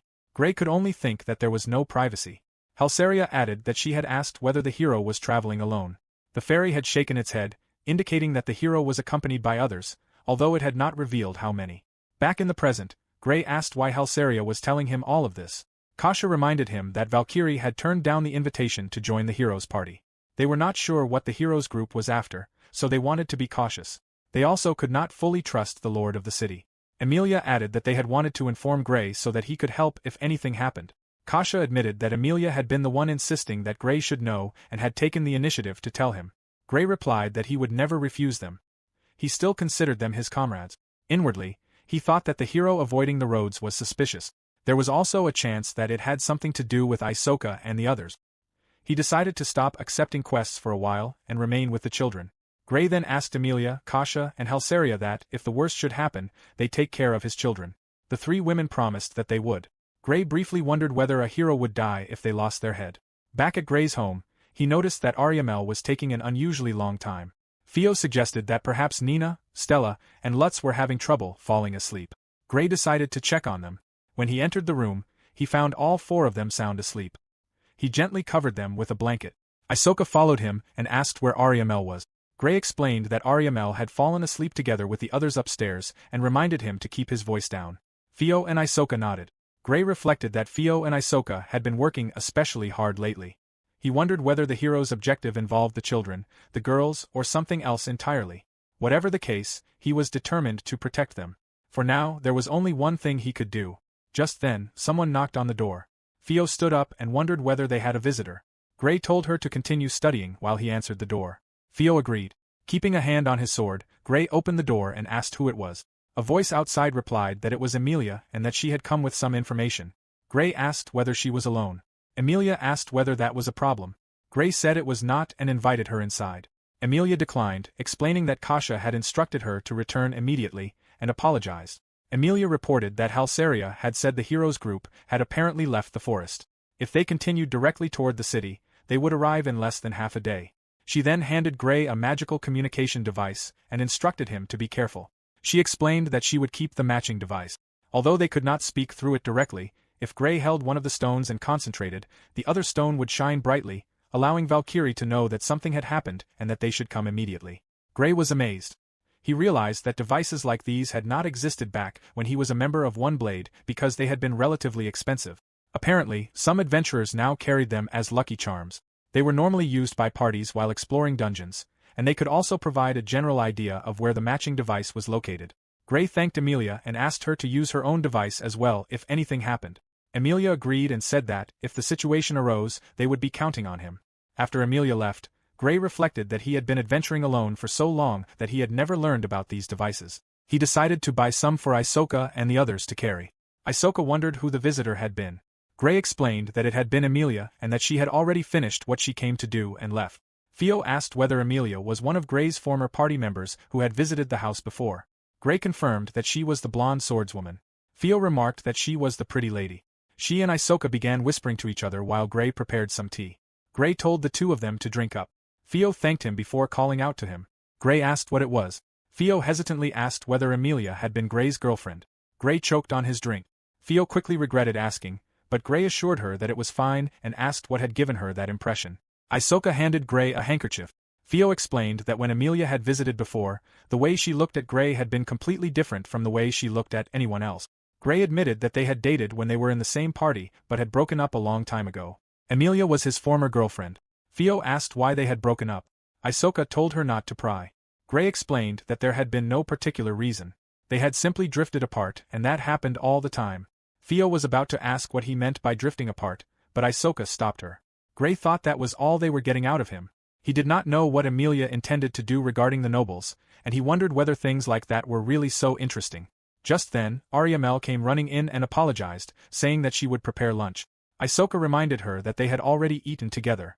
Ariamel suddenly realized what had happened and admitted that she had been dreaming. She crouched down before standing again with her face covered. Ariamel said she was going to wash her face. Gray remarked that she had quite an impressive case of bed hair. Theo quietly reminded him that he should not say something like that to Ariamel because she was a young lady. Gray realized that Theo was right. Even so, he wondered whether it would not be worse if Ariamel never knew. When evening came, Gray offered to help Ariamel prepare dinner. Ariamel blushed and said she wanted to handle it by herself that day if he did not mind. Gray agreed. He wondered whether she had entered a rebellious phase.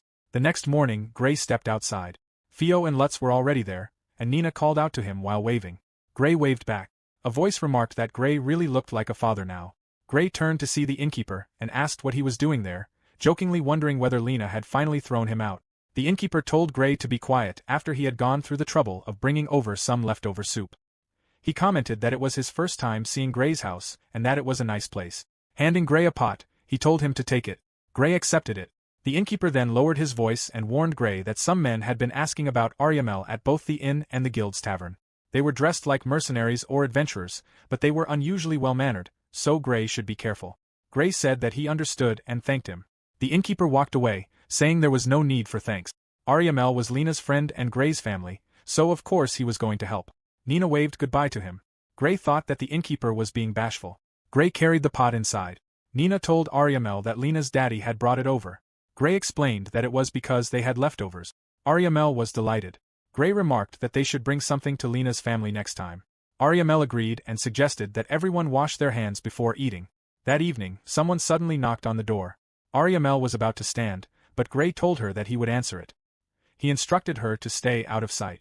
Receiving no reply, Gray added that if he had to go somewhere, he might be home late, so she should not wait up. Ariamel agreed. Gray knocked on the door in return and asked who it was, noting that it was already late. A voice apologized for disturbing him and introduced themselves as members of the mercenary group Night Mist Hawks. They claimed that a certain noble had hired them to search for a missing girl named Ariamel and asked whether Gray knew her. Gray immediately concluded that it was a blatant lie. If a noble truly needed to find someone, there was no reason to hire mercenaries unless it was wartime. A noble would normally use private guards or high-ranking adventurers bound by the law.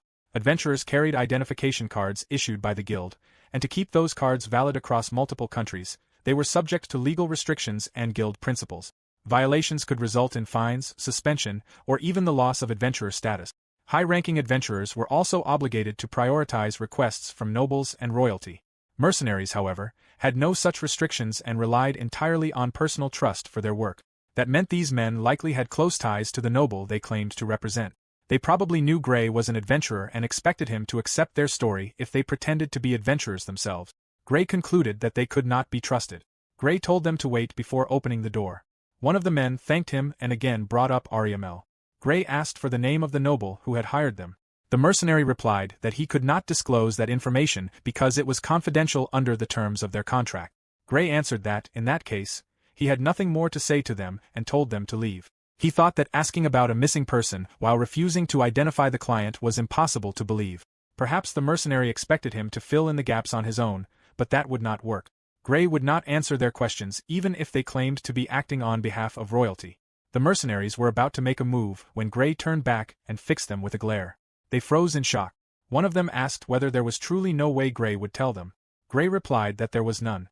He then remarked that they did not seem very familiar with the area for mercenaries. The other mercenary asked what he meant by that. Gray answered that it was nothing and repeated that it was time for them to leave. It was already past his children's bedtime. If they had anything else to discuss, they could return another day. Inwardly, Gray thought that he did not want blood spilled inside the house. The mercenaries exchanged whispers before glancing past Gray. They then said they understood. One of them stated that they would take their leave and speak with him again the following day. Gray concluded that they undoubtedly had another companion waiting at the back door.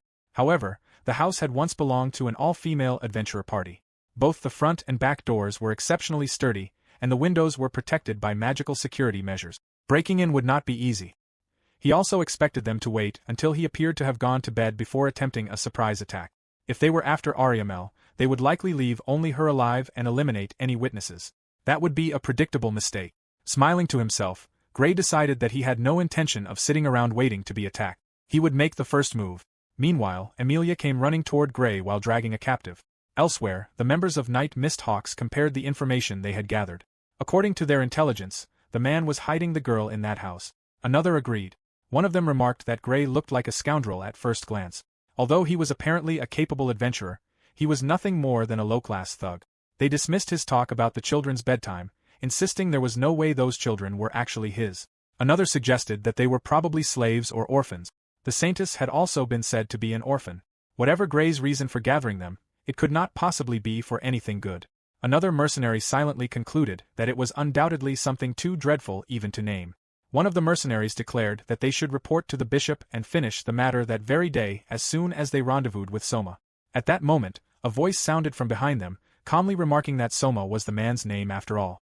The mercenaries turned toward the speaker, only to see Gray standing there with a grin as he let out a quiet breath. Gray dragged the bloodied mercenary he had already captured and told the remaining two not to leave their trash lying around. At the beginning of Chapter 8, one of the mercenaries stared at Gray in horror and demanded to know what he had done to their companion. Gray replied that there was no need to shout because he could hear them perfectly well. He explained that the man he was holding, or rather the piece of trash, had been sneaking around behind his house. When his companion resisted after being apprehended, he had been forced to incapacitate him. No matter how they looked at it, the mercenary had been the one in the wrong. Gray threw the injured mercenary back to his companions, pointing out that he was still alive. Since he had returned their companion, they now owed him some answers. He demanded to know why they were searching for Ariamel, what they intended to do after finding her, and where their bishop was. The mercenaries were shocked that Gray already knew about the bishop. They concluded that they could no longer allow him to live. Gray tossed his sword aside and asked whether they still refused to answer. When they remained silent, he declared that they should die instead and slashed the black-haired mercenary's arm. The remaining mercenary was stunned by Gray's speed. Gray turned his gaze toward him and swung his weapon again. The mercenary's head fell to the ground. Halsaria then asked whether Gray had finished. Gray asked if she had seen everything.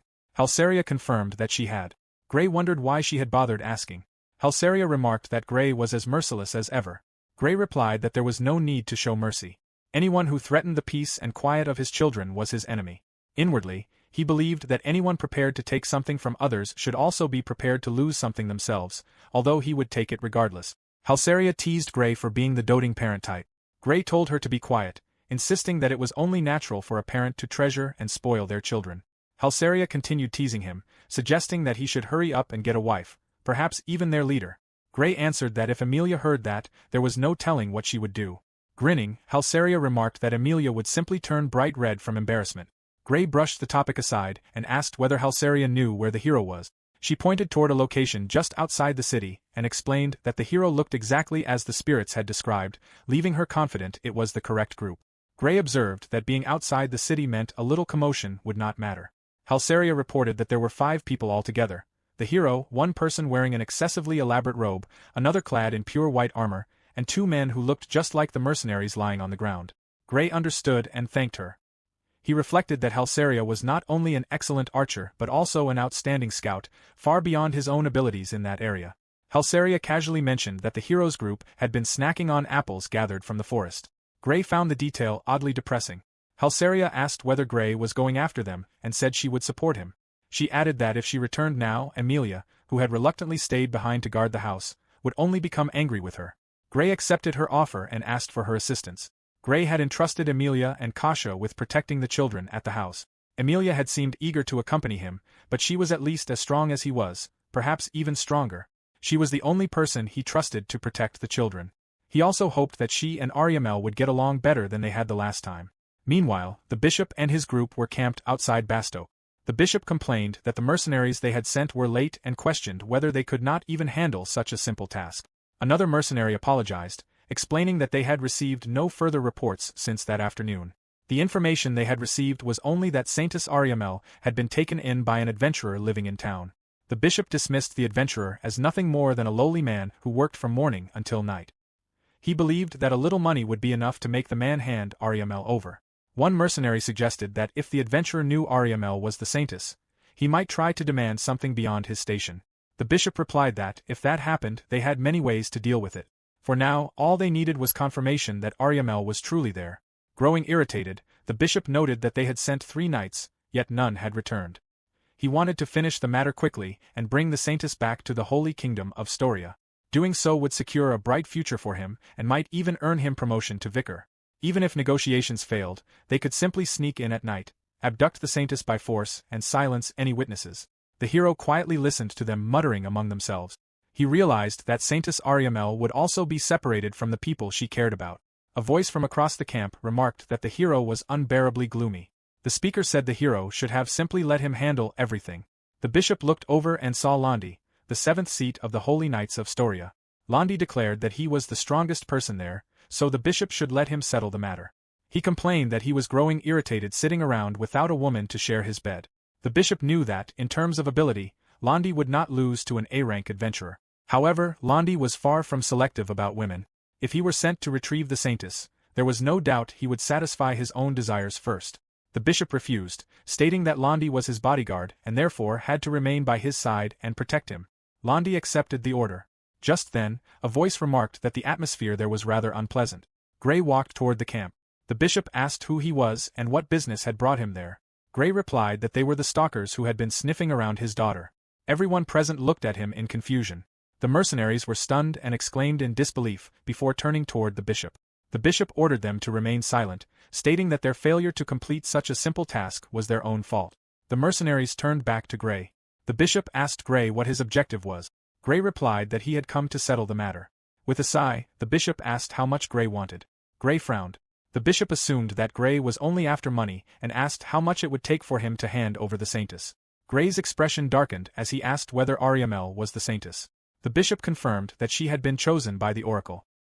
He further remarked that it did not matter whether Ariamel was still a virgin. Gray's face turned cold as he questioned what the bishop had just said. The bishop clarified that it did not matter even if Gray had already slept with her.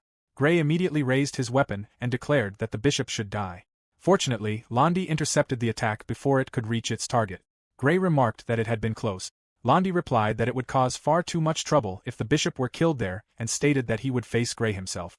The bishop, horrified that Gray had dared to raise a weapon against him, raged that a mere adventurer had no right to do so. He called out to Aless. Aless flinched.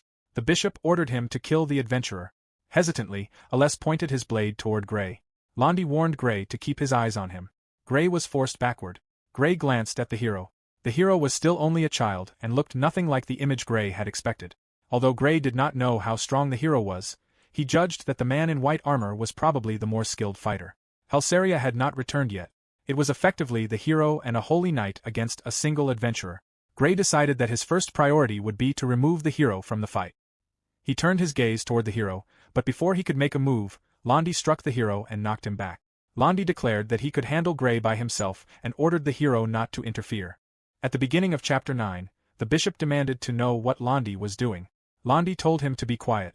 Irritated, Landi thought that a holy knight could not afford to rely on the hero to defeat a mere adventurer.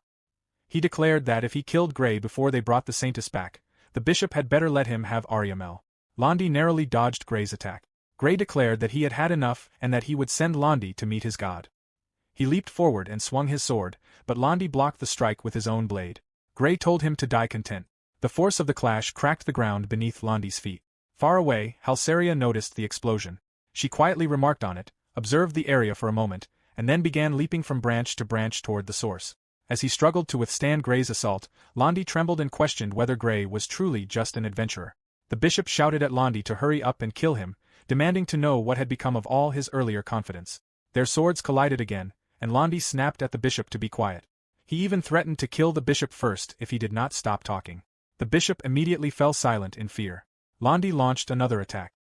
He questioned what Gray was aiming for as Gray raised his weapon once more with a broad grin. Gray remarked that rapists deserved to be castrated. Londi remained on the defensive, cursing Gray as they fought. Gray slid backward under the force of Londi's attack. He realized that Londi had managed to push him back despite the enhancement magic Gray had cast on himself. Londi declared that Gray would die. Deciding to finish the battle, he resolved to use his special technique. He proclaimed that he would thoroughly violate the Saintess in front of Gray's corpse. Just as Londi prepared to unleash his secret hidden cloud magic, an arrow struck him in the groin. Shock flashed across his face.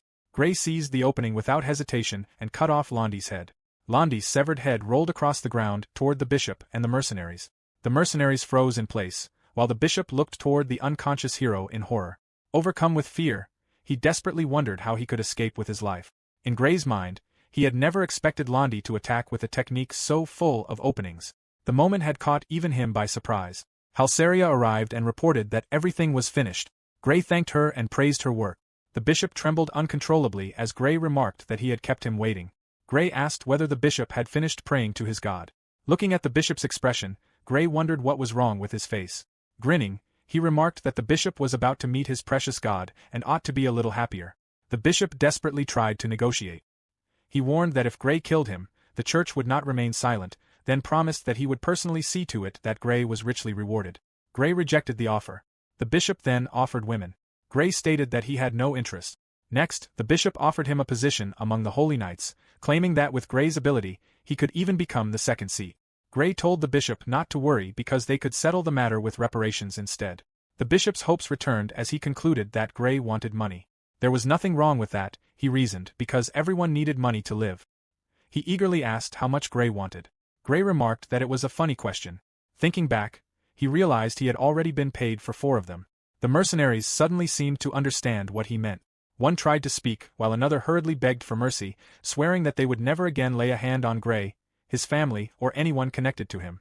Gray asked what exactly they were so afraid of. According to the teachings of their church, those who followed the word of God and accumulated good deeds would spend eternity after death in a world free of war and starvation. If they truly had clear consciences, then they should have no fear of dying. If they had sins to atone for, then they should die and atone for them. Gray declared that he would take their lives as recompense because it was a remarkably cheap price to pay. Gray killed the remaining mercenaries. He had no intention of making the mistake of sparing his enemies only for them to return later. Nor would he ever lose sight of what he needed to protect. The bishop collapsed to the ground in tears, begging Gray to spare his life because he did not want to die. Gray replied that the bishop had misunderstood. Gray was not the one to whom he should be praying. Even God must have grown tired of waiting. Just then, Halseria called out to Gray. Gray asked what it was. Halseria explained that she thought the bishop should receive something before he died. She held up a cross-shaped necklace. The bishop immediately recognized it. Halseria explained that she had taken it from the men the bishop had left behind as guards. She also informed him that his horses had been released, making his carriage useless. Halseria tossed the necklace toward the bishop and asked whether he had teleportation stones. Before the bishop could respond, Gray severed his arm. It fell to the ground together with several teleportation stones. Teleportation stones were magical tools that functioned exactly as their name suggested. They were single-use items with an extremely poor cost-to-performance ratio. Despite their outrageous price, they could only transport someone roughly 2 kilometers. Gray realized that the bishop had still intended to escape using the concealed teleportation stones. Calling him a stubborn bastard, Gray told him to stop struggling and die already. The bishop's eyes widened. Before he could utter another word, his head rolled across the ground. Gray then walked over to the hero. He stated that he knew the hero had been awake the entire time and told him to stop pretending. The hero quietly sat up. Gray explained that he had a few questions and wanted honest answers. He asked whether the hero's name was Alesh because he had heard the others call him that. Alesh confirmed that it was. Gray then asked how old he was. Alesh answered that he had probably turned 13 that year. Gray realized that Alesh was the same age as Ariamel. He was still only a child. Gray asked why Alesh had said, probably. Alesh explained that he had been told he was abandoned in front of an orphanage as a baby, so he did not know his exact age. Gray asked whether the orphanage had been in Storia. Alesh replied that it had been in Kodarl instead. Halseria recognized the name. The kingdom of Kodarl lay beyond the holy kingdom of Storia, and roughly 1/3 of the country was covered by forest. Gray asked what a boy from Kodarl was doing serving as the hero of Storia. Alish explained that one day a group identifying themselves as emissaries from the Holy Kingdom of Storia had suddenly arrived at his orphanage. The bishop had pointed at Alish and declared that he was the hero chosen by the oracle and that he would accompany them to the Holy Kingdom of Storia. Alish had asked the bishop to allow his friends to come with him. The bishop refused, saying that only Alish could be taken to the Holy City. Instead, Holy Storia would take responsibility for the orphanage. However, if Alish refused to come, they would take him by force, and they could not guarantee the safety of the other children. A little girl had looked at Alish with tears in her eyes. Alish had called her Mia. At the time, Alish had not known whether the bishop intended to keep his promise, but he realized they would take him by force regardless. He had therefore agreed to go. The bishop had then made him promise one more thing. If anyone asked where he came from, he was to say Storia. As before, the bishop warned that if Alish disobeyed, there was no telling what would happen to the other orphans. From that day onward, Alish had traveled with the bishop. Alish told Gray that they had come to Bastoke to bring back the saintess chosen by the oracle. He believed that Ariamel would end up suffering the same fate that he had. Gray quietly remarked that he understood. Gray then asked Alish how well he could fight. Alish answered that Londi's training had made him stronger than an average knight, but he still could not compare to a holy knight. Against Londi, he would have had no chance. Gray glanced at Londi's body and reflected that this was what a holy knight was like. He had expected someone much more disciplined. The Holy Knights of Storia were famous even in Bastoke. Their ranks were determined by strength, and those holding the 5th seat or higher were reportedly granted holy weapons. Gray wondered what to do with the hero. Emotionally, he wanted to send Alish back to his hometown rather than kill him. Halsaria yawned and remarked that they should head back because she was getting sleepy. Gray agreed, noting that it was already late. He invited Alish to stay at the inn for the night. Alish accepted. Gray decided that he would consult the children before allowing Alish to stay at the house. Gray then collected the bishop's money. Halsaria commented that it was rather shameless. Gray asked what she meant. The dead had no need for money. He considered it an inconvenience fee. Adventurers who defeated bandits were free to keep their spoils, so this was no different. Halsaria remarked that there would also be repair costs, and there were many expenses to cover. Gray admitted that she had a point. He would also need money to send Alish back home. He told Halsaria that, if she understood, there was no need to keep talking about it. Gray walked over to the teleportation stones. Halsaria asked whether he intended to sell them. Gray replied that he would use them to dispose of the bodies somewhere remote, where goblins or other monsters would take care of the rest. Gray activated the teleportation stone. A circular light appeared beneath the corpses before they disappeared. Gray concluded that, judging by how secretly the bishop's group had been operating, they had never informed Bastoke's authorities of their arrival. Otherwise, they would certainly have entered the country openly and in force. Because of that, Storia could not make a public issue out of their disappearance. A high-ranking church official, his guards, and the hero had entered another nation without notice and then vanished. There was no way they could openly explain what had happened. Gray asked Halsaria to go ahead and meet up with Emilia and the others while he escorted Alish to the inn. Halsaria agreed and bid Alish farewell. Upon arriving at the inn, Gray asked the innkeeper to let Alish stay there and paid for 2 nights in advance. The innkeeper agreed. As payment beyond the room fee, he asked Gray to tell him stories of his exploit. Since it was the middle of the night, Gray ignored the request and led Alish to his room. At the door, Gray told Alish to get a good night's sleep and assured him that he would return in the morning. Alish called out to Gray before he left. He thanked Gray for paying for the room and promised to repay him someday. Gray replied that there was no need because it was not even his own money. Alish hesitantly accepted that answer. Gray closed the door and headed home. At the beginning of Chapter 10, when Gray returned home, Halsaria informed him that she had already explained everything to the others. Gray thanked her. Emilia commented that Gray had even saved the hero and remarked that he honestly had never changed. Kasha added that, because it was Gray, they had expected nothing less. Gray had thought Emilia would be angry with him. Instead, she asked what he intended to do with the hero. Gray explained that he would first consult the children. If they did not mind, Alish would stay with them for the time being. Alish had been separated from his friends back home. There were many issues that needed to be addressed, but Gray intended to begin by gathering information. He was certain that the hero wanted to see his friends again, and Gray wanted to make that happen. Emilia told Gray that if anything else happened, he should let them know because they would help however they could. Gray thanked Emilia and apologized for causing her so much trouble. Emilia paused, visibly flustered, before replying that they were friends, so there was no need for him to hold back. Gray suggested that they stop talking outside and invited them inside for tea and coffee. Emilia awkwardly tried to decline. Kasha told her to give up because she would have to overcome this hurdle eventually. Gray was left confused. Emilia struggled to answer, her face turning bright red. In the end, she turned away and said she would pass for that day. Kasha muttered that she had not expected Emilia to flee in the face of the enemy. Turning to Halsaria, she declared that they would hold a strategy meeting the next day. Halsaria complained that it sounded like a pain and remarked that Emilia would probably lose her nerve again anyway. Kasha told her not to say that, then apologized to Gray and explained that they would be heading home as well. Halsaria bid him farewell. After catching up to Emilia, Kasha struck her lightly with her staff. Gray went inside and found Ariamel asleep on the couch. He told her that he was home and asked whether she had waited up for him. When he called to her again, he realized she was still asleep. She let out quiet groans. Gray thought she must have been having a nightmare. As he carefully picked her up, he wished he could help her even in her dreams. Still asleep, Ariamel dreamed that she was alone in a place that was dark and cold. She did not know where she was or why she was there. Looking around, she thought she had to hurry home because Nina and the others must be hungry. She wondered whether there was anything to eat. As the oldest, she had to stay strong, but she did not know how to get back. Then she remembered. The shack where they had all lived had burned down. Her mother and father had died. She had met everyone else and together they had started a new life. They had little money and little food, but supporting one another had made their lives warm and happy. Suddenly, there was nothing left. Men burst into their home. Ariamel fought back, trying to stop them from taking the children, but one of the men ordered her not to talk back. He grabbed Nina. When Lutz approached, the man kicked him, sending him crashing to the ground. Another man seized Ariamel and ordered her to behave. He declared that, from that day onward, she was a slave. Her dream became a mixture of the events from the game and the life that would have awaited her had Gray never reached out to them. A collar was fastened around Ariamel's neck. She was whipped until she collapsed to the ground. She apologized to everyone.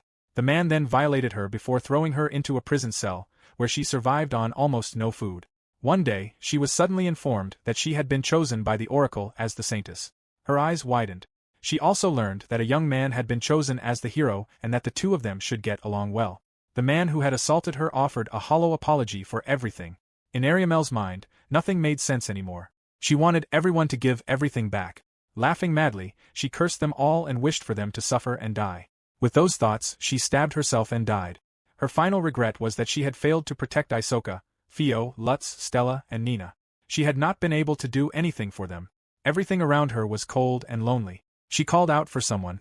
Gradually, she felt warmth instead. She thought of her mother and father and wondered whether she was resting in their embrace. Ariamel slowly opened her eyes and found Gray carrying her. Gray apologized for waking her. He asked whether she had been having a frightening dream because she had been moaning in her sleep. Ariamel admitted that she could not really remember it. Gray accepted that answer. Carrying her toward the stairs, Gray reminded her that he had told her to go to bed earlier because she would catch a cold if she slept on the sofa. Ariamel apologized and explained that there had been something she absolutely wanted to say once Gray came home. Gray asked whether that was what she had stayed awake for. Ariamel confirmed it. She quietly welcomed Gray home. Gray was taken by surprise. In his previous life, returning home had always been unbearably painful. The house had been empty, yet it had been filled with memories. Every time he thought about them, a sharp ache filled his heart. He hated that feeling, but he never truly wanted to forget. Those memories of his family were the ones he treasured most. Small moments, meaningless conversations, and trivial memories would suddenly resurface, each one precious and warm. Even after there was no one left to answer him, he had continued saying that he was leaving and that he was home. Deep down, all he had ever wanted was a family. Back in the present, Gray answered that he was home. Ariamel smiled at him.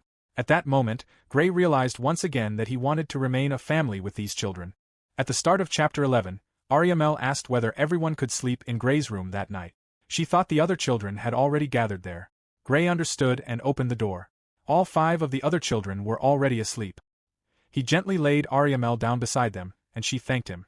Ariamel told him to lie down wherever there was room. Gray agreed. Before long, she grew drowsy and fell asleep. Looking at the sleeping children, Gray thought that the bed was a little too small for all 7 of them. If he wanted to keep seeing their sleeping faces, he should buy a larger bed. After all, he was the one taking up the most space. Then another thought occurred to him. If the younger children used him as a bed instead, that would solve the problem. He considered it a brilliant idea. Suddenly, someone tugged on him. It was Nina, who needed to use the toilet. Gray calmly, quickly, and without hesitation carried her there. After she finished, he praised her for doing a good job. Nina asked him to carry her again. Gray picked her up, gently patted her back, and she soon fell asleep. When he returned to the room, Stella was awake and wanted the same treatment. Gray promptly picked her up with the practiced ease of a father. After settling Stella back into bed, he returned once more and noticed Lutz fidgeting. Gray told him to wait a moment, but Lutz had already wet his pajamas and burst into tears. Gray comforted Lutz, assuring him that everything was all right and that he would clean it up. He told him it was no big deal, removed the soiled pajamas, and continued reassuring him. Stella also tried to comfort Lutz, telling him that everything was okay. Gray knew that logic and reason would not reach a crying child. Trying to explain everything would only confuse him further. Later, Gray finally lay down to sleep. He found himself stuck in the middle of the children. He realized he needed to wash Lutz's pajamas that night before they became stained. Quietly slipping out of bed, he retrieved them and washed them in the washroom. By the time he finished, he could hear birds chirping outside. He realized that morning had already arrived. After hanging the pajamas out to dry, he felt exhausted. However, he knew that if he went back to sleep now, he would only become the target of Nina and the others' morning mischief. Later, Nina was already shaking him awake because it was breakfast time. Stella pinched his cheek because Ariamel was calling for him. Gray decided to surrender to his fate and sleepily told them that he was getting up. Later, Isoka greeted Gray with a good morning and reminded him that breakfast would be ready soon, so he should wash his face. Gray agreed and went to do so. As he washed up, he wondered what kind of relationship Isoka and Alish had shared in the game. The protagonist and the hero were bound to have crossed paths. They might have been companions, rivals, or perhaps even enemies. That had only been true in the game, however. Now, Gray simply hoped they would get along. During breakfast, Gray asked everyone to keep eating while he brought up something important. He explained that there was someone he wanted to look after at the house for a while and asked the children to be kind to Alish. He then asked whether they were all right with Alish staying with them. The children exchanged glances. Nina curiously wondered whether there would be a new person. Stella responded with a thumbs up. Ariamel said she had no objection, and both Isoka and Fio agreed as well. Gray reflected that he had deliberately left out the parts about the hero, the saintess, the church, the holy knights, and everything else surrounding the situation. He did not want the children to agree simply because they felt pressured not to trouble him. Later, Fio and Isoka helped the 3 younger children carry the dishes. Ariamel thanked the younger ones for being so helpful, and all 3 beamed proudly. Nina ran over to Gray to tell him that she had done well. Lutz smiled at him, while Stella proudly reported that they had finished. Gray hugged the 3 younger children, deeply moved. He quietly appreciated the rewards of being a father. Afterward, Gray left the house with a yawn. He entered a tavern, and the men inside instinctively glared at him before recognizing who he was and hurriedly looking away. Gray glanced around, took a seat at the counter, and waited. The bartender asked what he would like to order. Gray tossed a few coins onto the counter and requested whatever drink the bartender recommended for that amount. The bartender quickly pocketed the money and served him a drink. Gray looked at it briefly before emptying it in a single gulp. He then walked back outside. Thinking that this person always had an unnecessarily roundabout way of arranging meetings, Gray headed toward a bench where someone was already waiting. He sat down behind the man. The man greeted Gray, remarking that it had been a long time and that it was unusual for Gray to seek him out. Gray immediately skipped the pleasantries and told the broker that he wanted him to investigate something. The broker noted that Gray had gone out of his way to contact him and asked what he wanted investigated. Gray explained that he had taken in a boy from an orphanage in Kodarl who had been traveling with members of the Storian clergy. He wanted to know what had become of the orphanage. If it no longer existed, he wanted to learn where the children who had lived there had gone. After hearing the names Kodarl and Storia, the broker remarked that the investigation would cover quite a large area and therefore would not be cheap. He asked whether that was acceptable. Gray asked for the price. The broker requested 200 gold in advance and another 200 upon completion, for a total of 400 gold. Gray accepted the deal. The broker examined the pouch of coins and remarked that the amount was correct. He explained that the investigation would take several days and assured Gray that he would not disappear with the advance payment. Gray replied that the broker was free to do as he pleased, but if he did run away, Gray would hunt him to the ends of the earth and kill him. The broker remarked that the threat was dreadful and promised to conduct a thorough investigation before disappearing. Back at the inn, the innkeeper remarked that Gray had finally arrived. He explained that the boy had been worried and had begun wondering whether he had been abandoned. Apparently, Alish had remained in his room the entire time. The innkeeper told Gray to go upstairs. Gray agreed. Lena greeted Gray and asked what had brought him there that day. Gray explained that he had come for Alish, the boy staying in one of the rooms. Lena realized that Alish was an acquaintance of Gray's and asked whether he would also be living at Gray's house. Gray replied that he would be staying there for the time being before asking whether something about Alish bothered her. Lena replied that nothing was wrong. Alish did not seem like a bad person, although she trailed off before finishing her thought and instead remarked that he seemed very meek. Gray noticed that Lena had almost said something else. She excused herself, saying she needed to get back to cleaning, and apologized for delaying him. Gray told her it was fine. Gray knocked on Alish's door. Alesh invited him inside. Upon seeing him, Gray apologized for taking so long. Alesh called out to him. Gray asked what was wrong. With a gloomy expression, Alesh quietly asked whether he himself seemed gloomy. Gray immediately regretted asking Lena about Alesh. At the beginning of chapter 12, Gray advised Alesh not to let it get to him because they were going shopping to get him some everyday necessities. Alesh agreed. He was in awe because, back in Storia, he had only gone back and forth between his room and training, and it had been a long time since he had gone shopping. Gray understood. Alesh looked at an apple. Gray wondered if he wanted apples. Alesh recalled that, at the orphanage where he had been raised, they were given small fruits for dessert on special days. Even though he had received high-class meals as the hero, the fruit they had eaten back then somehow felt like a greater luxury. He wondered if that was strange. Gray was puzzled at first, then smiled, thinking that food eaten with family was always delicious and wondering if Alesh had never realized that. Alesh remembered the other children and smiled, realizing it was true. Since meeting the children, Gray could not help but look forward to mealtimes. He felt capable of anything if it meant protecting that lifestyle. He was so blessed that he could say that with complete certainty. When Gray arrived home, Ariamel welcomed him. Gray thanked her. Ariamel asked if the boy with him was Alesh and invited him inside. She wanted to begin with introductions and called for everyone to gather. Gray told her not to worry about the bags and apologized for the intrusion. Ariamel decided to prepare tea as well and had them make themselves comfortable in the living room. Alesh asked if the girl was Ariamel. Gray confirmed that she was the one Storia had decided to call the Saintess and that she was a precious member of his family. Alesh fell silent. Gray urged him to go ahead and Alesh agreed. Gray believed Alesh was feeling guilty about being involved in the plan to take Ariamel away, and he decided that he would have to help Alesh clear the air at some point. Theo and Isoka introduced themselves. An awkward silence settled between Isoka and Alesh. Gray noticed it and wondered if it was because of their relationship in the game. 3 little toddlers walked toward Alesh. Nina looked at him in awe and Lutz climbed onto him. Alesh glanced at Gray in silent appeal for help, but Gray pretended not to notice. He inwardly apologized because he wanted to watch a little longer. Alesh soon realized Gray had no intention of helping. Nina then ran over to Gray and excitedly babbled that she was Alesh's One-Isan. No one understood what she meant.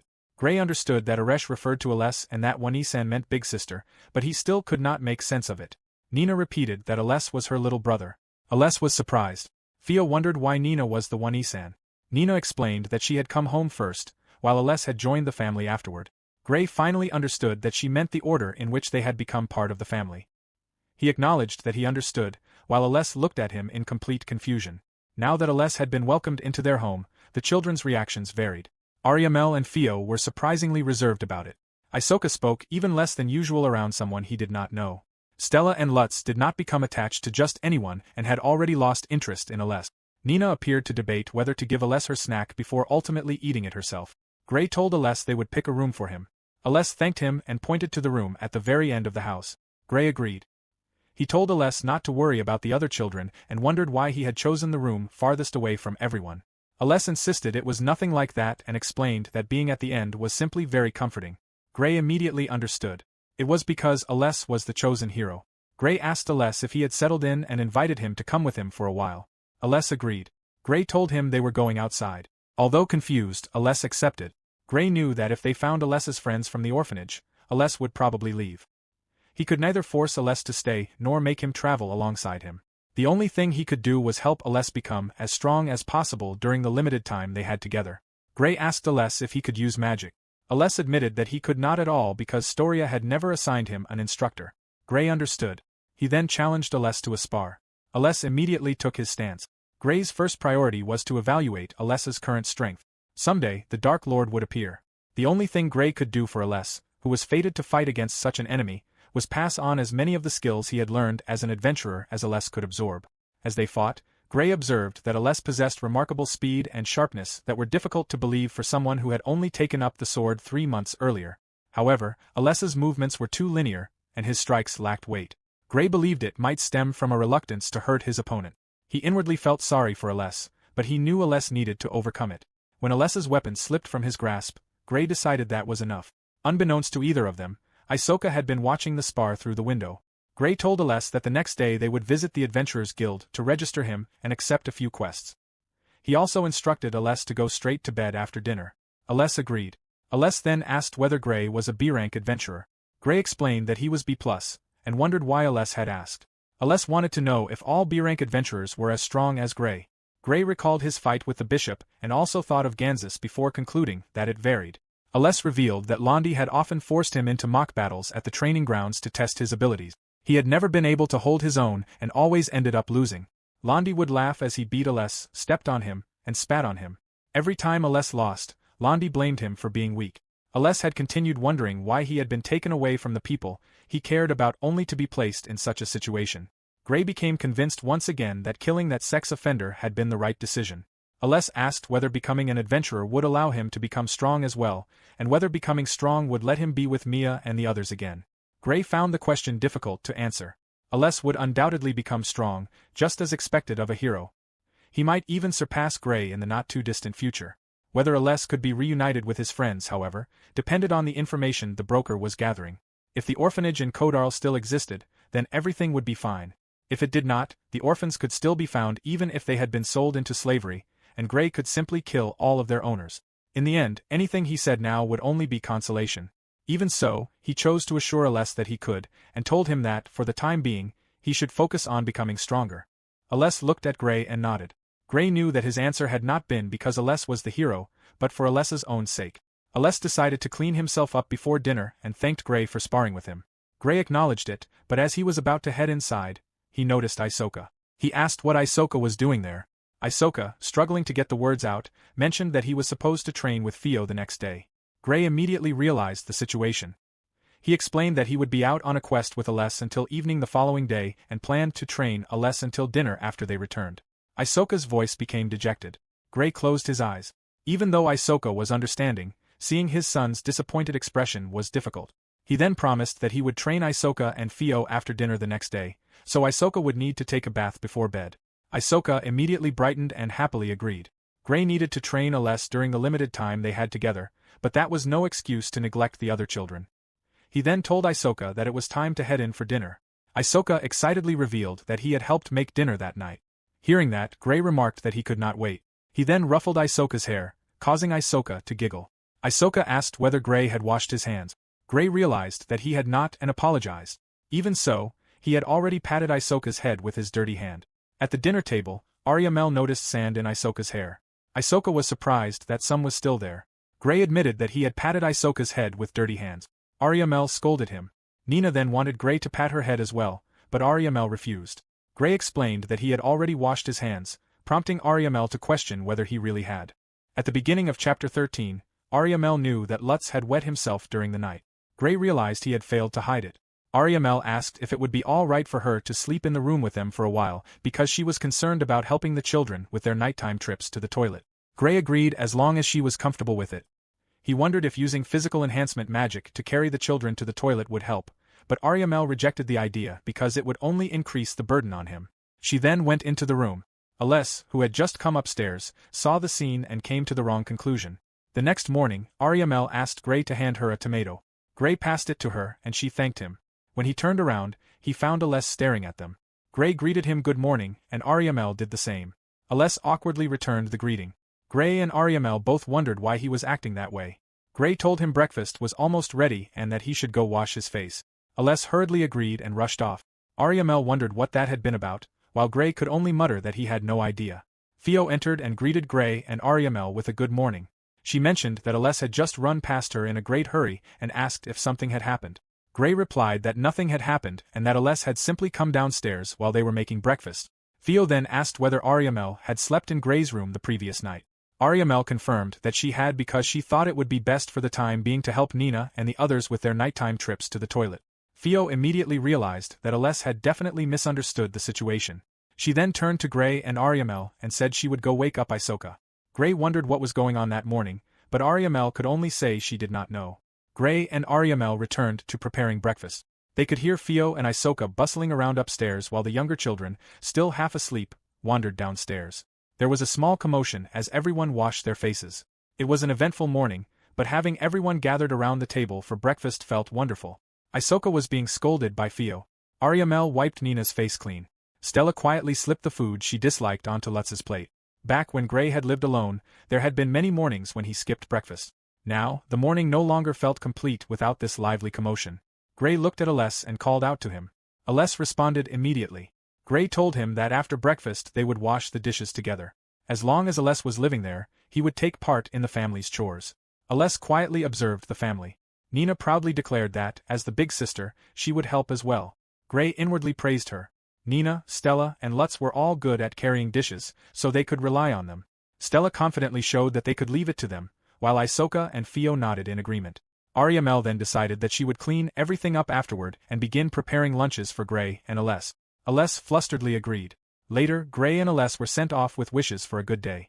As they walked outside, Gray suggested registering Aless as an adventurer under a false name since there might be a manhunt for the hero. Aless wondered whether registering under a fake name was allowed. Gray explained that other adventurers did it as well, but once registered, the name could never be changed. It would stay with Aless throughout his entire adventuring career, so he should think carefully before deciding. Aless understood. Gray bought Aless a short sword at the weapon shop.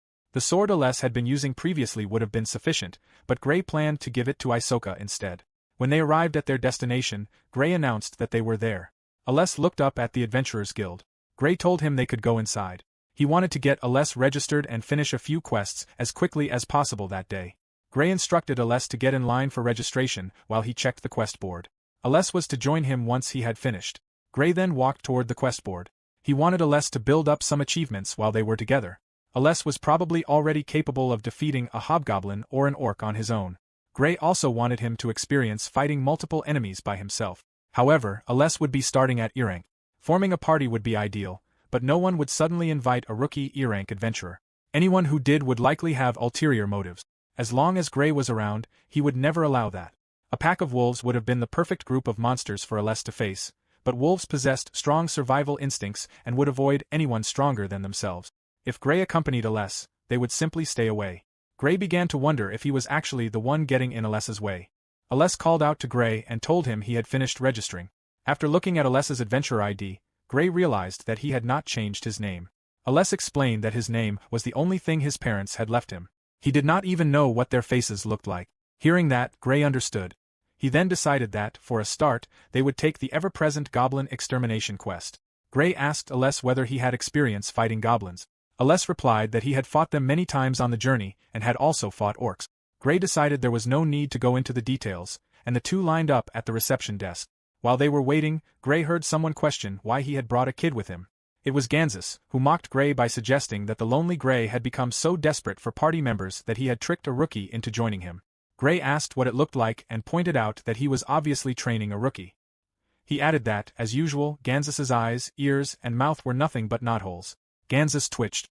Gray continued by mocking a certain self-proclaimed B-rank party leader, whose level was so low that he had nearly collapsed from seeing nothing more than an elder orc's head. He remarked that, at this rate, it could lower the quality of adventurers as a whole, leaving him with no choice but to take action.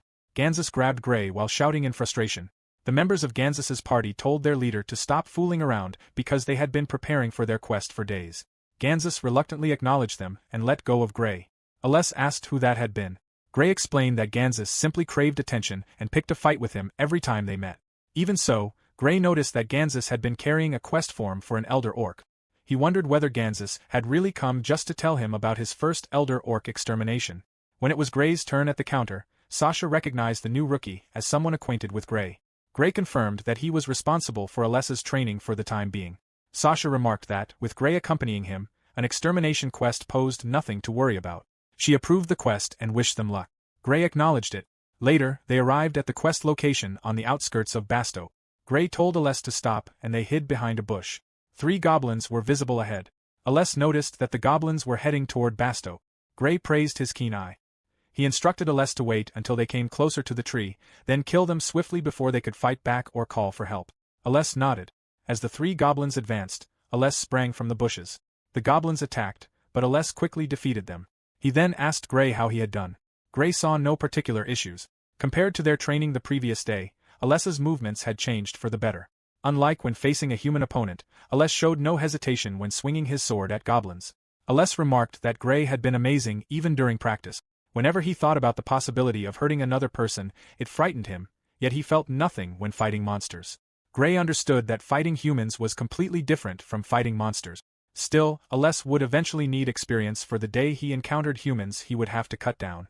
Gray briefly wondered whether there were any suitable bandits nearby. Gray then told Aless they would continue. The goblins they had defeated were probably scouts sent ahead to human towns and villages to determine whether they could be attacked. Aless reasoned that goblins would never attack a town the size of Bastok, so perhaps it would have been fine to leave them alone. Gray rejected that idea. Once goblins had laid eyes on Bastok, they might as well have already marked its children as targets. Goblins were scum that had to be killed.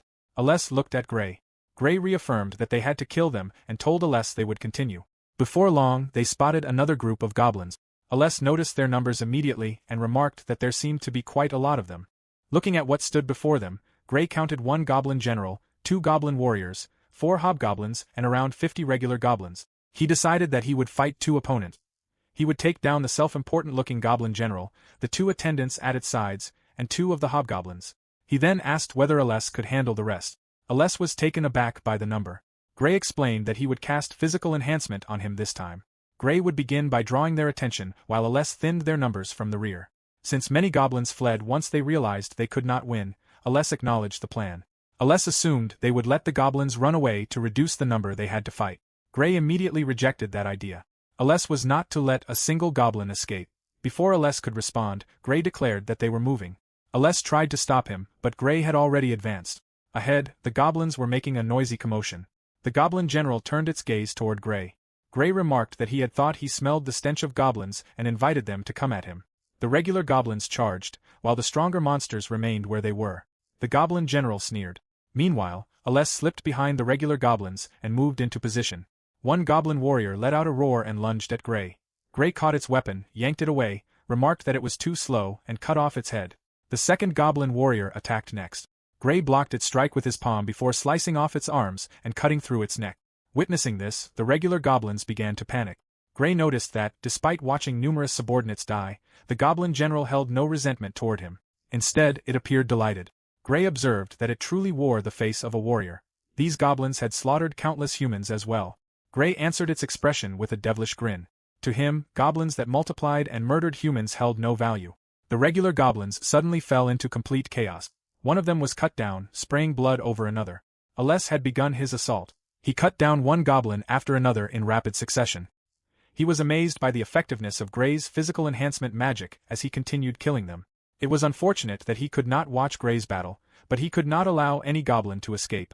As Aless weaved through the battlefield in a zigzag pattern, he thought that, if he fought like this against knights, he would probably be branded a craven, a coward, or a bastard. It did not matter to him. Concepts such as fair play or noble combat meant nothing. The remaining regular goblins were thrown into panic. Gray had already killed both goblin warriors.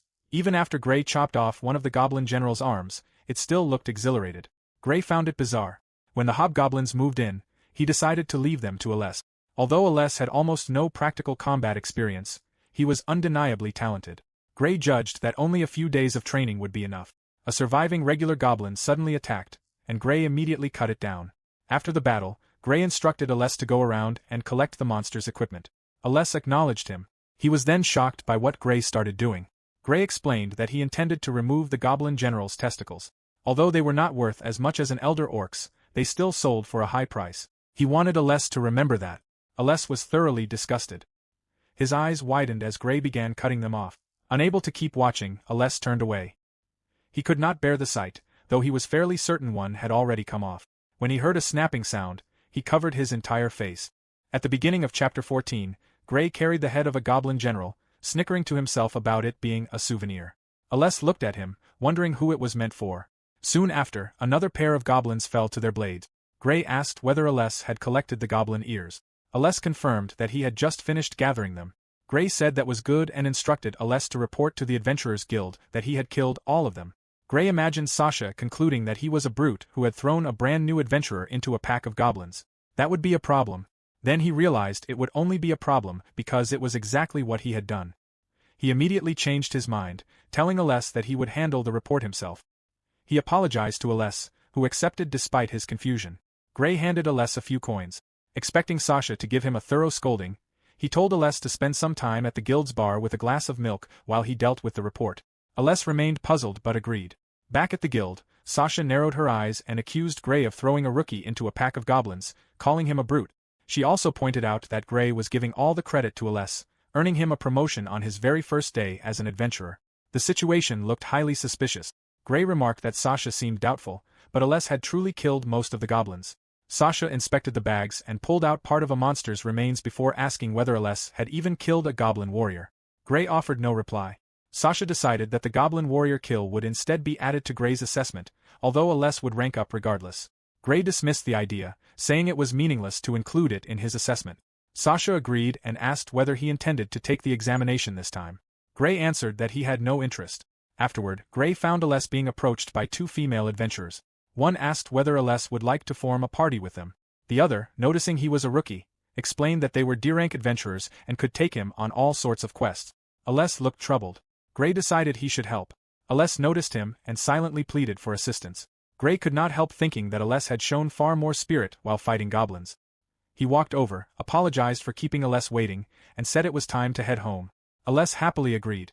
The two women were shocked to discover that Aless was with Gray. Not wanting any involvement, they hurried away. Watching them leave, Gray quietly muttered that perhaps he should have stayed out of it. As Gray and Aless approached the house, they found Amelia standing in front of the door, complaining to herself that Kasha had been cruel for suddenly making her deliver a souvenir. She wondered what she was even supposed to say and practiced to herself, unaware that Gray and Aless could hear everything. She was horrified when Gray spoke from behind her and asked what she was doing. Amelia became completely flustered, clearly startled to find Gray standing there. Gray accepted the situation, though he privately thought that what she had been saying was hardly appropriate while standing on someone else's doorstep. Valkyrie was an adventuring party whose fame had spread even to the capital. The group of beauties was on the verge of reaching S rank and had even cleared the garden, a place that apparently attracted the attention of royalty. Gray wondered what Valkyrie's admirers would think if they saw their leader, Amelia, acting so suspiciously. After clearing her throat, Amelia asked whether Aless was the one Gray had mentioned. Gray confirmed it and introduced Aless, explaining that he was simply another victim of Storia. Amelia understood. She introduced herself as Amelia, an adventurer based in the town. Aless recognized her as a member of Valkyrie and introduced himself as a new adventurer in town. Amelia told him that if there was anything he did not understand, he was welcome to ask, though she admitted it was probably unnecessary with Gray around. Aless bowed and thanked her. Gray remarked that they should not continue standing outside and invited them in as he opened the door. Inside, Ariamel admitted that she had been listening and welcomed Gray home. She quickly added that she had not intended to eavesdrop and tried to explain herself. Gray realized that, with Amelia behaving so suspiciously outside, Ariamel had probably been unsure whether she should greet her. He told Ariamel that he understood and asked her to prepare tea for their guest. Ariamel agreed and took Gray's lunchbox before quickly walking away. Gray suddenly realized she had not taken Alessa's lunchbox. Once inside, Amelia greeted the children. Theo noticed that Kasha had not come with her that day. Amelia explained that Kasha had received some advice from the other members and was occupied with something else. She then remembered the reason for her visit and presented the souvenir, suggesting they all enjoy it together with the children. Gray thanked her and suggested they eat it once Ariamel brought the tea. He invited Amelia to join them, and she happily accepted. Gray offered to fetch plates. Inwardly, Amelia was delighted that Gray seemed happy. Ariamel soon returned and announced that the tea was ready. Gray mentioned that Amelia had brought cake and said he would get plates and forks. Ariamel stopped him, explaining that she had already gathered the dishes because she had been preparing snacks, and that she had brewed plenty of tea so there would be enough for refills. Watching Ariamel handle everything so smoothly, Amelia could only think that Ariamel was formidable. Amelia insisted that they let her help with something. Ariamel refused, reminding her that she was a guest and asking her to have a seat instead. Gray merely scratched his head. He then called everyone over to the sofa because they were about to have cake. Nina immediately ran over with Stella, while Lutz clung to Gray. Theo decided to help Ariamel, and Isoka volunteered to help Aless. Amelia continued insisting on helping, while Ariamel remained firm that it would not be right to ask a guest to do so. Watching the exchange, Gray felt that Amelia had been acting somewhat strangely ever since returning from their expedition. Just as Amelia was about to insist once more, the three little children stared at her. Nina and Stella took her by the hands and sat her down on the sofa before running over to where Gray was sitting. Amelia admitted that, for a moment, she had thought the children had accepted her offer to help. Gray explained that they were simply happy to have her there. Amelia shyly accepted the thought. After bringing the plates, Ariamel announced that it was time for cake, prompting the children to rush over. Aless, Isoka, and Theo sat together. Lutz and Nina happily enjoyed their cake, while Stella quietly munched on hers. Amelia watched as Gray wiped Nina's face and asked whether the cake was good. Nina happily nodded, and Gray agreed that it was. Gray then looked at Amelia and found her smiling at him. She giggled, saying that she had been thinking Gray truly had become a father. Gray took note of the word truly. Emilia quickly clarified that she did not mean it in a bad way or that it was surprising or unfitting. On the contrary, she had never seen him more in his element. Gray understood. The three toddlers soon gathered around Gray, asking for more cake. Gray did not mind sharing his portion and glanced at Ariamel. Ariamel agreed, but only this once, making the children happy. She divided the extra cake in half and gave a piece to Stella. Emilia handed a piece to Nina, while Gray gave one to Lutz, reminding him that dinner was still ahead. Isoka also wanted another piece. Theo asked for more as well and ended up eating Isoka's share. Aless offered Isoka his own portion, but Isoka hurriedly refused and insisted that Aless should not worry about it. Emilia asked Nina, who was sitting in front of her. Nina babbled her thanks to Emilia, who was immediately overwhelmed by her cuteness. Emilia warmly accepted Nina's gratitude. Watching the scene, Gray had never expected Nina to bring down even the strongest adventurer in Bastoke. He silently praised her. After that, Emilia helped with preparing dinner. She also spent time playing with the children, and they all seemed to get along very well. She proved to be terrible at cards, repeatedly drawing the joker. Before long, it was almost bath time and it had grown late. Gray asked Emilia if she would like to stay. Emilia's face instantly turned red as she repeated his words. Flustered, she declined, saying that she needed to go home. However, Stella asked her not to leave, and Nina clung to her while babbling that she wanted to play more. The children's affection struck Emilia like Cupid's arrow. As Theo continued holding the cards during the game, Emilia changed her mind and decided to stay. At the beginning of chapter 15, Ariamel informed Emilia that the bath was ready and that she could go ahead. Emilia said she was fine with going last. Gray pointed out that the water would cool down and that it took a while for all the kids to bathe. Emilia insisted that she was fine and that they should not worry about it.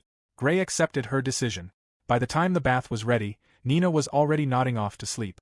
Gray told her that if she was sleepy, she did not need to push herself and asked if she wanted to go to bed. However, Nina was looking for Emilia before eventually falling asleep. Gray remarked that there was no helping it, and Ariamel agreed. Emilia came out of the bath wearing her nightgown. Aless suddenly ran off after wishing everyone good night. Emilia noticed that everyone was still there and thanked them for letting her use their bath. She also thanked Ariamel for lending her the pajamas and admitted that it was a little embarrassing with everyone staring at her. Gray looked away and apologized. Ariamel praised Emilia for being so pretty, leaving Emilia flustered. Gray remembered that whenever Emilia had been complimented on her appearance before, she had either ignored it or simply acknowledged it. He had never seen her look so happy about being praised. He also recalled the time Emilia had worn a red dress and blushed to match it after he complimented her, becoming noticeably shy. Noticing Gray spacing out, Emilia asked what was wrong, mentioning that he did not usually lose focus like that. Gray dismissed it and said it was about time they put the kids to bed. Ariamel agreed and said she would carry Stella. Gray said he would take Lutz and Nina. Emilia shyly asked if she could carry Nina to bed instead. Ariamel gladly agreed and Gray did as well. Emilia carried Nina, and Gray noticed that Emilia had completely fallen for her. When they arrived at the bedroom, Emilia observed that the little ones always slept with Gray. Gray explained that it was to help them go to the potty during the night. Ariamel then mentioned that she was thinking of sleeping in her room that night with Emilia and Nina. Gray said that if Emilia did not mind, that would be fine. Emilia replied that she did not mind at all. Emilia found herself thinking about Ariamel's emphasis on the word, tonight, realizing that Ariamel had made a point of saying it. Ariamel led Emilia to her room and Emilia followed. Before entering, she glanced back at Gray. When Gray asked what was wrong, Emilia smiled and wished him good night. Gray wished her good night in return. The next morning, Gray got out of bed and adjusted Lutz's blanket. When he entered the kitchen, he found Ariamel and Emilia already there. Emilia greeted him good morning and asked if he had overslept. Gray replied that sleeping beside the little ones was so warm that he could not help it. He offered to help and asked what he should do. Ariamel asked him to cut the vegetables. Emilia said that if it was only cutting, she could do it instead. Gray remarked that swords were the only blades Emilia could properly handle. Emilia pouted and decided to set the table instead. Gray told Ariamel that Emilia had once chopped a cutting board in half with a kitchen knife, leaving Ariamel shocked. His attention then shifted to the table, where he noticed several lunchboxes and asked if they were for later. Ariamel confirmed that they were and mentioned that she had made one for Emilia as well. Gray quietly realized that Ariamel had gotten up very early to prepare them.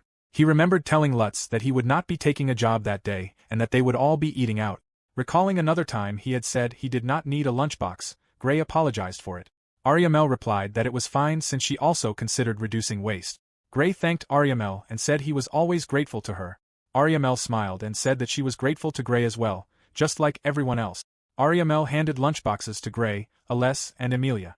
Emilia was surprised that Ariamel had found the time to prepare lunch, especially since she had made one for her as well. Nina asked Emilia to come again, Stella said goodbye, and Lutz pouted. Emilia promised that they would play together again. She thanked Ariamel for taking care of her and even sending her off with a lunchbox. Ariamel replied that it was nothing, adding that she had enjoyed herself too and hoped Emilia would tell her more stories another time. Gray wondered why Emilia suddenly looked so uncomfortable.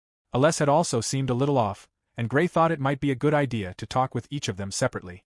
As they walked outside, Emilia commented that they had a wonderful family. Gray agreed. Emilia added that, for the first time in a long while, she had found herself missing her parents and sisters, although she doubted they had any interest in her. Gray thought that was probably a good thing. He recalled that Emilia's father was a noble from a certain land. As the third daughter, she had been arranged for a political marriage, but she refused and ran away from home. Kasia had been her friend since birth and was closer to her than her own sisters. Apparently, Emilia had run away together with Kasia as though it had been the most natural decision. Emilia said that she would be taking her leave and apologized for suddenly showing up the previous night. Gray assured her that it had been no problem at all and encouraged her to visit again anytime, knowing the children would be delighted. Emilia waved goodbye to Gray and Aless, saying that she would see them later at the guild. After Emilia left, Gray turned to Aless and said they should get going. Noticing something was bothering him, Gray asked what was wrong. Aless awkwardly asked what kind of relationship Gray and Emilia had. Gray wondered why everyone seemed so interested in that sort of thing. Meanwhile, Aless found himself wondering whether it could be something like polygamy, considering there was Emilia and also Ariamel. Since it was Gray, he could not help thinking it might actually be possible. About 8 years ago, near Bastoke, a wagon carrying children was spotted by a group of men hiding nearby. They attacked the wagon without caring whether the occupants were travelers or guards, believing that stagecoaches at that time of year had little protection. As they approached, one girl called for her older sister while another child shoved a boy and urged him to run. Ignoring the men's attempts to stop him, the boy fled toward the forest. At the Bastoke Adventurers Guild, Sasha welcomed a visitor to the branch.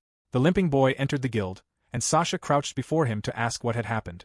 The boy's eyes widened before he explained that he had been told someone at the guild could help him. Through tears, he revealed that brigands had captured his older sister along with his mother and father, who had told him to escape on his own. Sasha patiently encouraged him to continue. The boy explained that they had boarded the wagon to attend the festival, but brigands had attacked and captured many people, including his family and everyone else from his village. Desperately, he begged for help as his sobs grew louder. Sasha could only imagine how terrifying the experience had been. That day marked the beginning of Bastoke's annual festival. Lasting 3 days, it featured shop stalls, parades, and many other festivities that attracted visitors from nearby villages. The increase in travelers also brought those who preyed upon them, including brigands, fraudsters, and kidnappers. Festival season was just as profitable for criminals as it was for merchants. Although security throughout Bastoke was strengthened during the event, areas farther from the city remained beyond its protection. The boy had been fortunate to reach the guild at all. The boy declared that he wished to make a request and opened his hand to reveal several coins. The receptionists were left speechless, uncertain whether they should accept it as a quest. Sasha realized that if someone did not act soon, it would already be too late. She clenched her teeth, knowing that even adventurers would be risking their lives. She wondered whether anyone would confront an entire band of brigands for only a handful of copper coins, even to save innocent lives. Although she knew she was not supposed to, she considered adding her own money to increase the reward. At that moment, Gray entered the guild with a grumpy expression and noticed the situation. After Sasha explained everything, Gray questioned why the quest had not already been accepted, reminding everyone that there was no minimum reward required for a quest. His expression turned grim as he ordered them to hurry and prepare the quest document. The guild immediately sprang into action. Gray then studied the frightened boy, who flinched under his gaze. After a brief silence, Gray confirmed that the boy had come all the way to the Adventurers Guild because he wanted someone to save his family. The boy nodded. Gray then confirmed that the adult who had brought the boy to the guild had gone to the plaza for business. Satisfied with the answer, Gray acknowledged it. Sasha wondered whether Gray intended to accept the quest. Gray readily decided to take it, amused by the prospect of facing what sounded like a fairly large band of brigands. He even remarked to himself that they were likely sitting on a considerable amount of loot. Sasha questioned whether he was certain, pointing out that Gray was not part of a party and wondering if he intended to go alone. Gray regarded it as obvious, believing that being solo was precisely why he could take on a quest like this. Inwardly, he recalled that his party had only recently disbanded. Sasha accepted his decision, and the quest was officially registered. Gray acknowledged the completed acceptance before walking away. As he headed outside, he fixed the boy with a hard stare, silently assuring him that the quest would be completed without fail and that he only needed to wait patiently. The boy could only watch Gray leave the guild.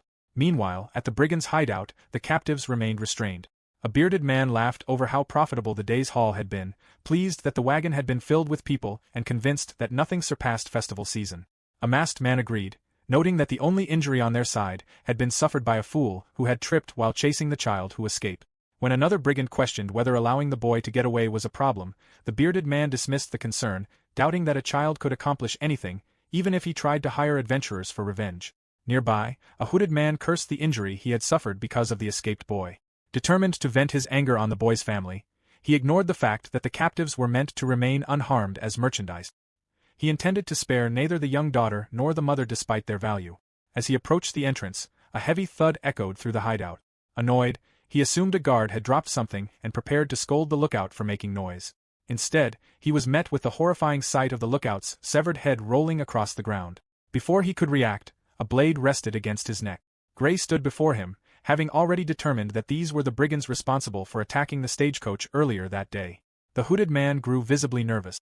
Gray had no interest in hearing an explanation. Regardless of the man's answer, Gray had already decided that he would kill him. At the beginning of Chapter 16, 6 days had passed since Aless became an adventurer. During that time, he had taken on a wide variety of quests involving goblins, treants, orcs, bandits, and criminals. Many of the quests were beyond what would normally be considered appropriate for Aless's rank. It was also common for stronger monsters to appear unexpectedly at the quest destinations. Gray merely chuckled whenever it happened, while Sasha responded with an exasperated expression each time. Aless gradually became accustomed to fighting human opponents, overcoming the anxiety he had initially felt. Even so, he still found battling people more difficult than fighting monsters. Along the way, Gray taught Aless how to distinguish medicinal herbs and identify valuable monster materials. Such knowledge was essential for adventurers, providing a reliable way to earn enough for daily expenses. Aless was not the only one making progress. Isoka had overcome his habit of closing his eyes whenever he swung his sword and now paid close attention to his opponent's movements. The previous night had also marked an important milestone, as Fio finally succeeded in manifesting magic. While looking at the small flame she had produced, Fio was dissatisfied with the result and felt that her mental image was still lacking. Privately, however, Gray had never expected her to improve so much in such a short time. Although he was happy with everyone's progress, he also found it difficult knowing that each improvement brought them one step closer to becoming full-fledged adventurers. At that moment, Aless was giving Sasha a report about the orc they had unexpectedly encountered and defeated. Sasha could only sigh before acknowledging the report, then glared at Gray, who deliberately looked away. Gray told Aless that they should head home, and Aless agreed. Just then, Ganzus called out to Gray and questioned whether Aless would really improve by doing nothing but minor jobs like goblin extermination. With a smug expression, Ganzus boasted that his own group had just returned from slaying an elder orc. Gray asked if Ganzus had finally lost his elder orc-slaying virginity before declaring that he had a new goal for him to pursue. Gray then tossed over the head of a goblin general. Ganzus caught it, causing a commotion throughout the guild. As Gray watched the reaction, he casually thought that perhaps next time he would bring Ganzus the head of a manticore instead. After leaving the guild, Gray noticed a flock of doves. Remembering that he had other business to attend to, he told Aless to head home first. Aless hesitantly agreed. Gray then went to meet the broker. The broker apologized for making him wait, explaining that the matter had taken longer than expected. Gray quietly thought that this might mark the end of Aless's stay with them before telling the broker it was fine and asking for the report. The broker began by informing Gray that the orphanage in Kodarl no longer existed. Its former location had been replaced by a new store belonging to the filler company. Gray asked about the company, prompting the broker to wonder whether he was interested in it. Gray recalled that the company consisted of several of the country's wealthy merchants. He had also heard that the company's president and his wife had died in an accident several years earlier, after which a relative had apparently taken over. Gray did not know the details and quietly wondered whether it had truly been an accident. He concluded that it was not unusual for a company to establish a branch in another country and that it was not important at the moment. Gray instead asked about the children who had lived in the orphanage. The broker informed him that they were all alive in Storia as slaves. Gray felt relieved that it had not been the worst possible outcome. He then asked whether slavery was not illegal in Storia. The broker explained that it was officially illegal, but nobles and certain members of the clergy still kept slaves in secret. Gray clicked his tongue and immediately asked where he could find the human filth responsible for enslaving the children. The broker remarked that Gray's bloodlust was beginning to leak out before revealing that the slave merchant's name was Xanus. Although Xanus presented himself as an ordinary merchant, he secretly supplied illegal goods to nobles and clergy in exchange for various favors and protections. Gray committed the name to memory. The The broker added that Xanis appeared to be preparing to flee the country. Wondering why someone in Xanis's position would do so, Gray asked for the reason. The broker informed him that a coup d'état had occurred in Storia. Gray asked the broker about the coup d'état. Storia was supposed to have the Holy Knights, whose strength was said to surpass that of ordinary knights even if several fought together. Gray himself had once fought one of them, a man named Londi or something similar. If there were more knights of that caliber, he found it difficult to imagine a coup succeeding. He asked where the Holy Knights had been. The broker explained that the leader of the Holy Knights, Lysen, along with more than half of the order, had been behind the coup. They had waited until Storia's important figures were gathered before the very Holy Knights assigned, as their bodyguards turned their swords on them and seized control of the cathedral. The entire takeover had been over almost instantly. Gray remarked that the broker spoke as though he had witnessed it personally. The broker merely chuckled, leaving the question unanswered. The broker went on to explain that merchants connected to the executed upper echelon were also being targeted for execution. Gray understood and concluded that the slave merchant, Xanis, now feared for his own life. Uninterested in the political situation in Storia, Gray instead demanded an update on Xanis's current whereabouts. The broker informed him that Xanis was traveling toward another country with all of his possessions. Gray asked whether the children were included among those possessions, noting the convenient coincidence. The broker confirmed that the children were Xanis's greatest concern because the hero's family served as a valuable trump card. Gray realized that the coup had something to do with the hero, and the broker agreed that it was likely one of the reasons, as it provided a convincing justification. Gray briefly considered waiting but immediately dismissed the idea. Since Xanis was coming all the way to town, Gray decided it would be improper not to greet him personally. The broker asked whether the report had met Gray's expectations. Gray confirmed that it had and handed over the agreed payment. After thanking him and expressing his hope for future business, the broker started to leave. Gray stopped him, saying there was one more matter he wanted investigated. He considered the information he already had. 3 wagons, Xanis's servants and bodyguards numbering 12 in total, along with 5 children. It was a rather large procession for someone fleeing the country, and Gray already knew the route they intended to take. The broker warned that he could not guarantee responsibility if Xanis changed course. Gray reflected that the additional information had cost him another 50 gold. It was expensive, but ensuring the children's rescue made it worthwhile. Since Xanis was transporting all of his belongings, Gray expected to recover his losses afterward. Gray then headed to Valkyrie's party house. Halsaria was surprised by his unexpected visit. Gray apologized for arriving without notice and explained that he needed something. Halsaria assured him it was fine and directed him to the conference room before quickly informing Kasha that Gray had arrived. When Kasha and Emilia appeared, Gray requested to borrow a wagon. Halsaria remarked that, from any perspective, Gray would look like a bandit attacking a merchant. Gray questioned whether that was really the case, while Kasha quietly admitted that he could not exactly deny it. Emilia smiled and commented that it seemed very much like something Gray would do, so she had no objection. After clearing her throat, Emilia informed Gray that a wagon would be prepared for him by the following morning and asked him to wait until then. Gray sincerely thanked her for the assistance, acknowledging that she had been helping him a great deal lately. He expressed his gratitude and told her that if she ever needed anything, she only had to ask. Emilia replied that she supposed she would take him up on that. Smiling, she quietly giggled as she thought about what to request. Gray asked her to go easy on him, leaving both Kasha and Halsaria visibly surprised. As the 3 women walked away, Kasha asked Emilia whether things had gone well the other day after all. She even wondered whether Emilia and Gray had shared a kiss that morning. Emilia immediately denied it once again, insisting that it was not like that. Halsaria told Emilia that she should be grateful for Kasha's meddling. On his way home, Gray reflected on the news that the children from the orphanage were still alive. Although he could have taken Aless with him to deal with Xanis, doing so would risk pursuers from Storia discovering Alessa's whereabouts. Gray decided it would be best to handle everything himself. The only problem was that he would most likely be unable to return the following day. Setting those thoughts aside, he resolved to spend the rest of the day enjoying everyone's company as much as possible. Upon arriving home, he announced his return. Back then, a hero was someone who was strong and kind, possessing the indomitable will to overcome adversity and the courage to stand against any foe. It was an existence that everyone admired. Raised in a remote village, a 9-year-old boy named Gray dreamed of becoming a hero and aspired to become an adventurer. One day, Gray nervously faced a forest wolf, desperately trying to keep it away. Nearby, a passing adventurer noticed the situation and hid behind a tree while watching from a distance. At first, the man assumed the boy would be eaten. Saving him would not earn a single coin, and he still had to worry about making enough money for the day. Children falling prey to monsters was not unusual. When the wolf suddenly lunged, Gray instinctively raised his arms to protect himself. Before the attack could land, however, the adventurer stepped in and cut down the monster. Inwardly, the man cursed himself. It was a troublesome situation, but he could not simply stand by and watch a child die. Defeating a single forest wolf would not take long.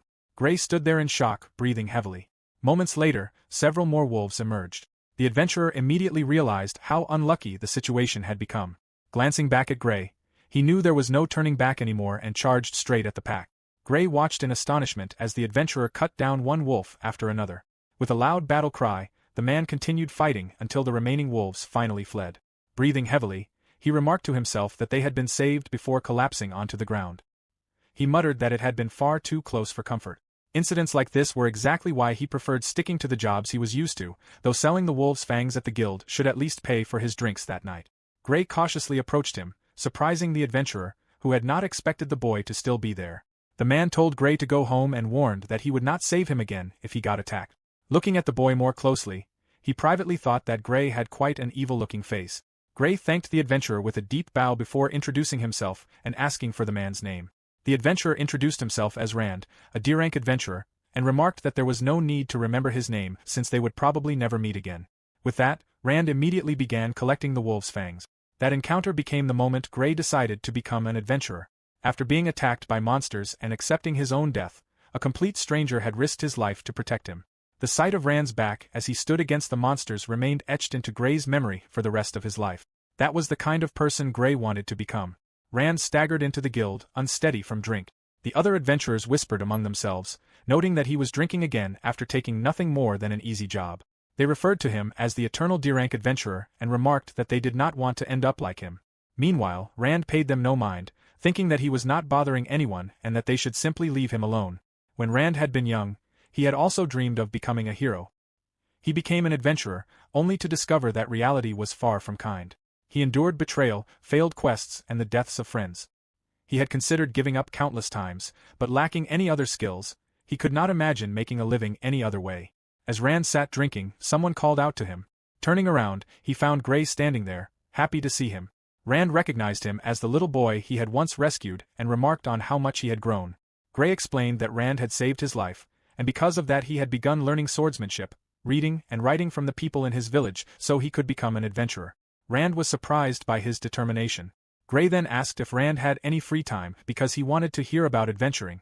Left momentarily speechless, Rand turned his back and grumbled that it was a pain. Noticing that Gray was in the middle of running errands, he told him to go home instead. Gray agreed. From then on, whenever Gray was out running errands, he sought out Rand to hear all kinds of stories about adventuring. Although Rand always acted as though it was troublesome, talking with Gray was never truly an ordeal. Having nowhere he really belonged, he found himself accepting the company of the boy who always sought him out. On the 28th day, Rand interrupted one of his stories to excuse himself to use the restroom, leaving Gray hanging in the middle of it. Gray complained that Rand drank too much, while Rand dismissed the remark before wobbling off toward the restroom. Left alone, Gray noticed that Rand always drank the cheapest liquor available. Curious, he examined the bottle and cautiously sniffed it, only to recoil and cover his nose. At that moment, another adventurer approached Gray. Having noticed how often Gray spoke with Rand, the adventurer asked what they talked about. Gray explained that he wanted to become an adventurer and that Rand had been teaching him many things. The adventurer smirked and advised Gray to stop following someone like the eternal D-rank adventurer, warning that no matter how talented Gray might be, he could end up stuck at D-rank as well. From a short distance away, Rand overheard the exchange. Gray calmly replied that he did not know how respected the other adventurer was, but Rand had saved his life from a monster despite receiving no reward for doing so. To Gray, Rand was the kind of adventurer he wanted to become. Rand was deeply moved. He never expected anyone to place so much importance on being rescued only once, though he privately thought Gray's intimidating glare toward the other adventurer was unnecessary. The adventurer clicked his tongue, claiming he had merely been offering friendly advice before telling Gray to do as he pleased. Rand let out a quiet sigh before returning. He apologized for taking so long and lied that the restroom had been crowded. Gray welcomed him back and remarked that he did not need to explain the details. Rand then asked whether Gray still had time that day and told him to come along. When Gray wondered where they were going, Rand decided to teach him how to find medicinal herbs and distinguish them from similar plants. He explained that if Gray could at least learn that much, he would always be able to scrape by as an adventurer. Gray eagerly agreed. After paying for his drink, Rand walked out, telling Gray to hurry after him. As they walked outside together, Rand found himself remembering the expressions on his parents' faces when he had first told them he wanted to become an adventurer. They had asked whether he would become a respectable adventurer and make them proud. Rand had confidently answered that he would, and both of them had wholeheartedly encouraged him. Not long after he became an adventurer, however, they passed away from illness. As a child, Rand had believed without question that he would become a great adventurer. Looking back, he wondered how he had become such a broken, defeated, and despondent man. Feeling that he could not face his parents in his current state, he looked up at the sky and decided that, although it might already be too late, he wanted to try one more time. Behind him, Gray silently watched. From that day onward, Rand worked hard and eventually reached C-rank. However, during a later quest, he saved someone who was being attacked by a monster. The injuries he suffered while protecting that person ultimately claimed his life, and he was buried in the cemetery on the outskirts of the city. Every year thereafter, a bottle of the cheap liquor favored by a certain C-rank adventurer was left as an offering at his nameless gravestone. At the beginning of Chapter 17, Scrad, the fifth seat of Storia's Holy Knights, rode on horseback alongside Meyer, a Holy Knight squire. According to the information they had received from above, they would soon catch up with their target, Xanas. Scrad also informed Meyer that Xanas had apparently hired a wanted spear user as his bodyguard. Although they were interested in the magic item in Xanas's possession, Scrad cautioned Meyer not to let his guard down. Meyer confidently assured him that he could handle it. Looking at Meyer, Scrad felt that he still did not fully understand the situation.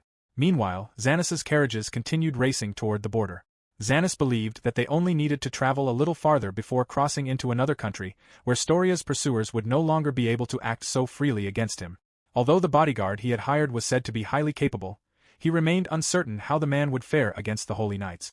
If Knight Commander Raisin or Deputy Commander Castor were to appear, however, Xanas knew it would be over. For years, Xanas had supplied perverted nobles with illegal goods. The sudden coup d'état had turned everything upside down.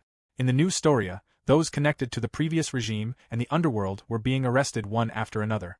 At that rate, Xanas himself would eventually be executed. He had no intention of allowing his life to end that way. The coup had been triggered by the disappearance of the bishop's party together with the prophesied hero. Unfortunately for Xanas, one of his regular clients had been involved. Even so, he still believed there was hope. The children who had once lived with the hero were currently in his possession. Anticipating a situation like this, he had made certain that no one laid a hand on them. Fortunately, Xanas also knew where the bishop's party had gone and why. He believed that a party accompanied by holy knights would not be defeated so easily. If he could only find the hero, he intended to use the children as bargaining chip. Suddenly, the lead carriage came to an abrupt stop. Xanas initially suspected that the holy knights had caught up with them. Looking outside, however, he saw only Gray standing in the road. One of the guards identified Gray as a bandit, but before he could finish speaking, Gray cut off his head with a single slash. As the guard's body collapsed to the ground, Gray rejected being mistaken for a bandit, considering himself an adventurer instead. Xanas stared in shock at the fallen guard. He briefly wondered whether Gray might have been a former high-ranking adventurer who had lost his credentials. Regardless, Xanas had hired an accomplished mercenary whom he had previously paid well under the table. The mercenary had become wanted after killing a noble's private guard during a dispute. Xanas believed the mercenary's strength rivaled that of the Holy Knights and considered an ordinary bandit no threat by comparison. The mercenary immediately launched his attack. Steel clashed as Gray met the assault head-on before forcing the mercenary back. The mercenary quickly circled behind Gray, struck him, and landed a kick. Seeing this, Xanas regained his confidence, convinced that hiring the mercenary had been the right decision. Moments later, however, Xanas's eyes widened. The mercenary had begun trembling. Unable to understand what had changed despite believing they held the advantage, Xanas watched as Gray slowly broke into a grin. The remaining guards charged in to support the mercenary, only to suddenly freeze in place. One after another, they collapsed to the ground. Stunned, Xanas could only wonder what had just happened. Binding shackles emerged from Gray's body and restrained every guard.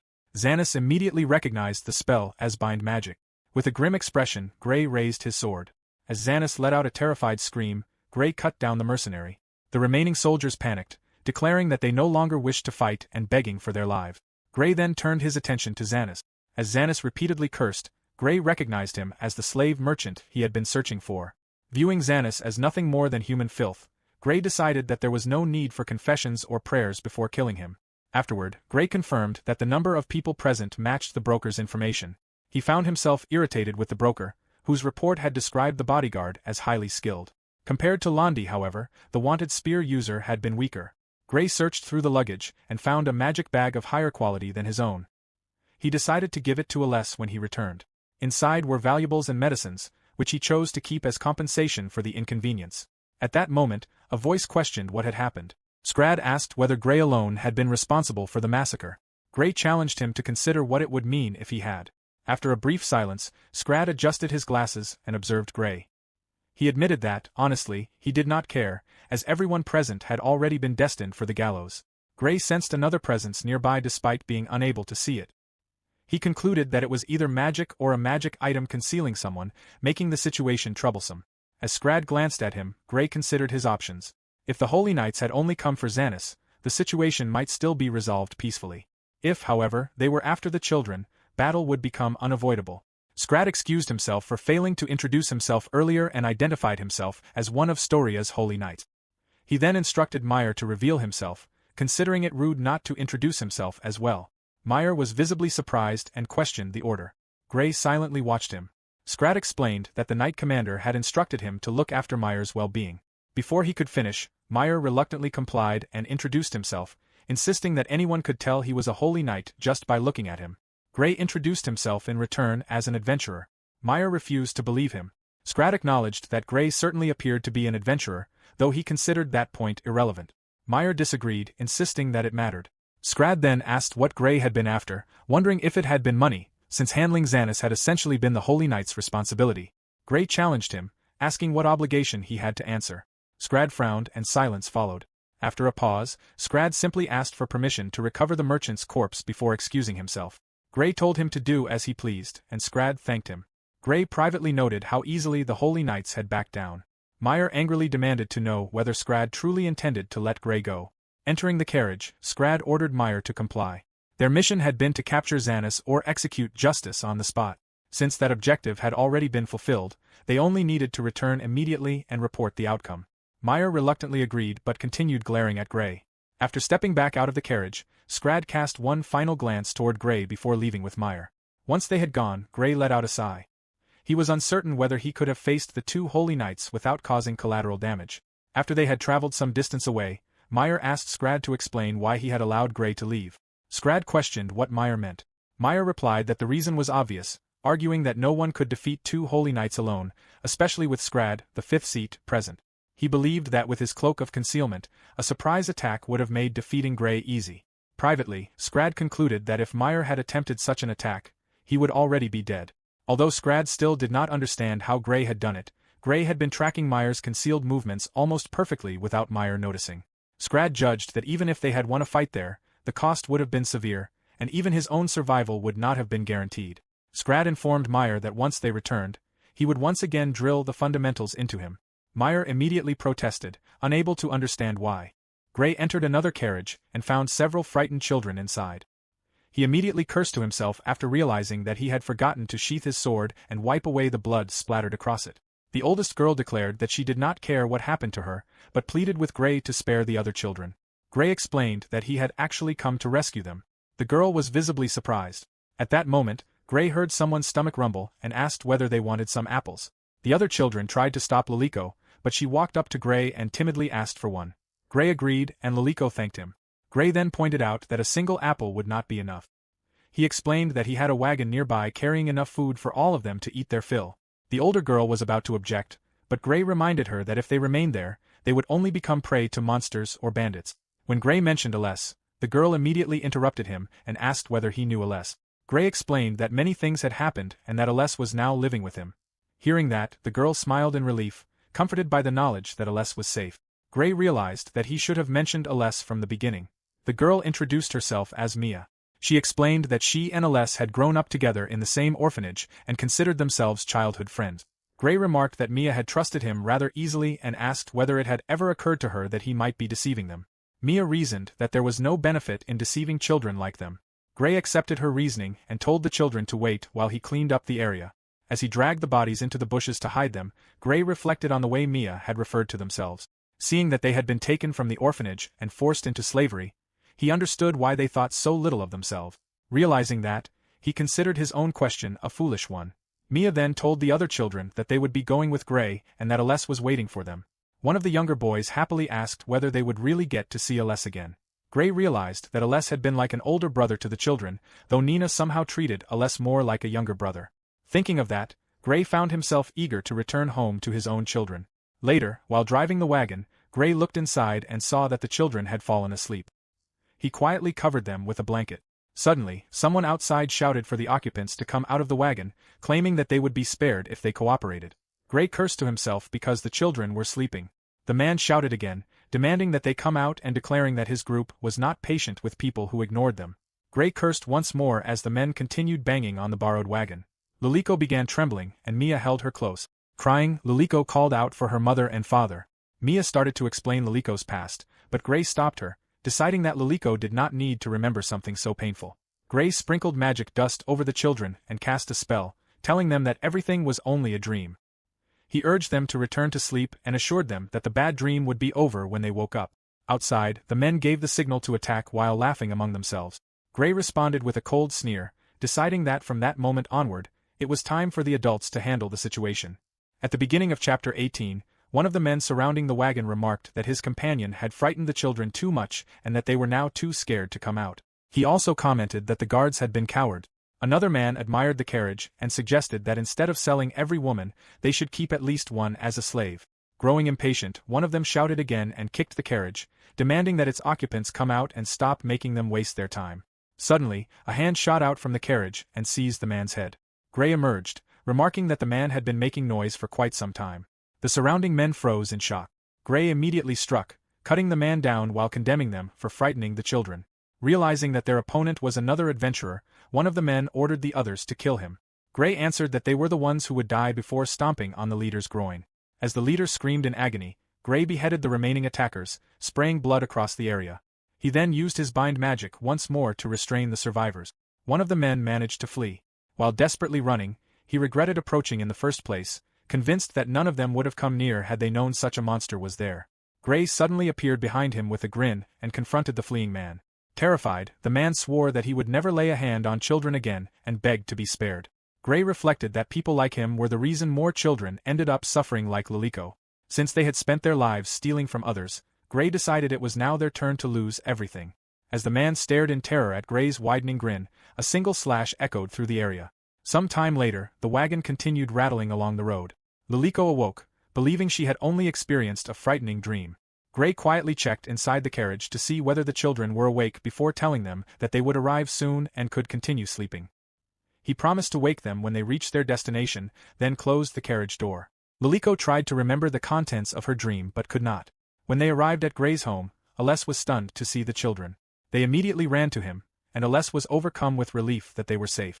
Mia remarked that she had been about to say the same thing because Aless had suddenly disappeared, leaving her worried. They embraced, and the other children broke down in tears.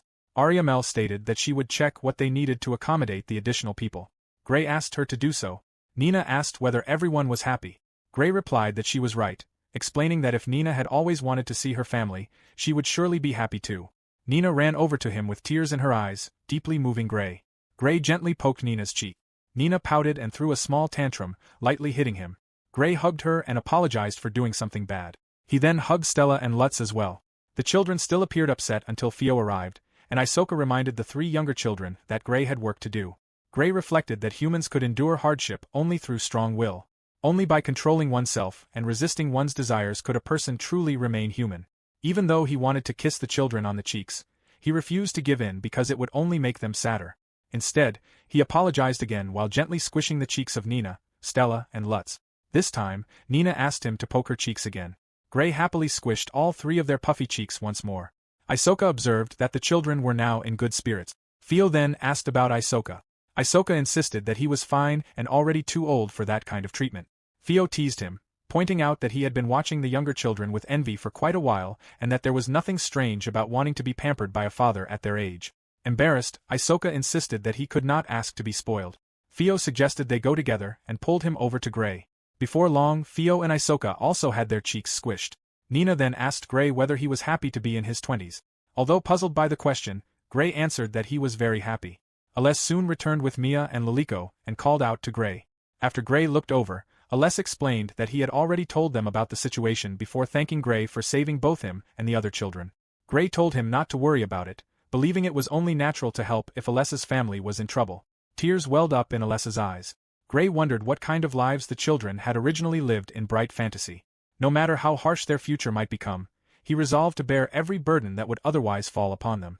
Even if the path ahead became nothing more than a mountain of corpses and a river of blood, he intended to walk it together with the children. Ariamel informed Gray that she had finished checking what they currently needed. They would require more food, dishes, and bedding. Gray thanked her and said he would buy everything on his way back from returning the carriage. Ariamel reminded him to be careful. Nina called out to her father, but Gray had already left the house. Theo turned to Ariamel and noticed that she was pouting. When Theo asked what was wrong, Ariamel hurried toward the door and denied that anything was bothering her, saying she was going to prepare dinner. Theo pointed out that there were not enough ingredients to cook with, but then suddenly realized something. She turned to Isoka and suggested that he and Ariamel should form a squad to receive cheek squishes from their father. Isoka immediately told Theo that she had better not. At the beginning of Chapter 19, the sound of horses echoed as Gray drove the borrowed carriage. As he approached, he wondered how he should apologize. Halsaria suddenly greeted him through the window. Gray explained that he had come to return the carriage. Halsaria remarked that Kasha and Emilia were probably in the conference room and asked whether he wanted to speak with them. Gray replied that he did. Halsaria invited him inside to wait while she went to fetch the other two. Gray was left speechless as she hurried off, then entered the building. Inside, several adventurers from Valkyrie were annoyed to see him, with one asking why he was there. Gray ignored them. Some members of Valkyrie still treated him coldly. There had once been more who openly showed hostility toward him, but thinking back, he realized he had not seen those people lately. In the conference room, Emilia greeted Gray and apologized for making him wait. Gray apologized as well for causing her concern.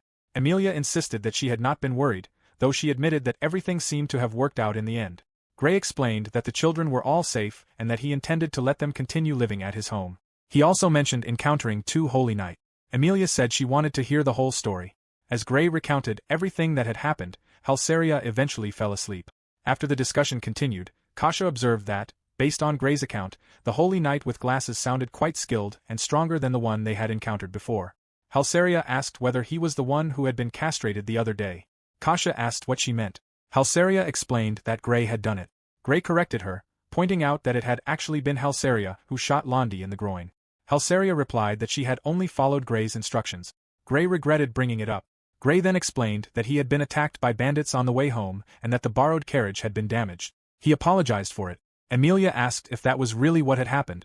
Gray confirmed it and asked how much the repairs would cost. Kasha replied that she did not want money. Before Gray could respond, she declared that he should pay with his body instead. Emilia was horrified. Gray answered that because of the children, anything that took too long or was unreasonable would be impossible. Kasha accepted that and explained that she only needed Gray's help with something this time. Emilia then realized what Kasha had actually meant. Kasha said she would explain the details another time. Gray agreed, telling her that she could call on him whenever she needed him. Kasha grinned as she wondered what to do next, privately considering leaving Gray and Emilia alone together. Halsaria commented that Kasha had a rather suspicious look on her face. On the way home, Gray reflected on Kasha's request in exchange for borrowing the carriage. Something about it gave him an uneasy feeling. His thoughts soon shifted back to the children, deciding that the only puffed-up faces he wanted to see were theirs. Gray stopped at a shop where the vendor greeted him. Gray apologized as he usually did, but the vendor told him not to worry and mentioned that there were some particularly good apples that day. Gray initially asked for 2. He then remembered Aless once mentioning that the orphanage only served a small piece of fruit as dessert on special occasions. Changing his mind, Gray decided to buy 8 apples instead. The vendor thanked him. Gray thought that the day was special as well. He planned to slice the apples and serve them as dessert after dinner. He also remembered giving an apple to Lutz before.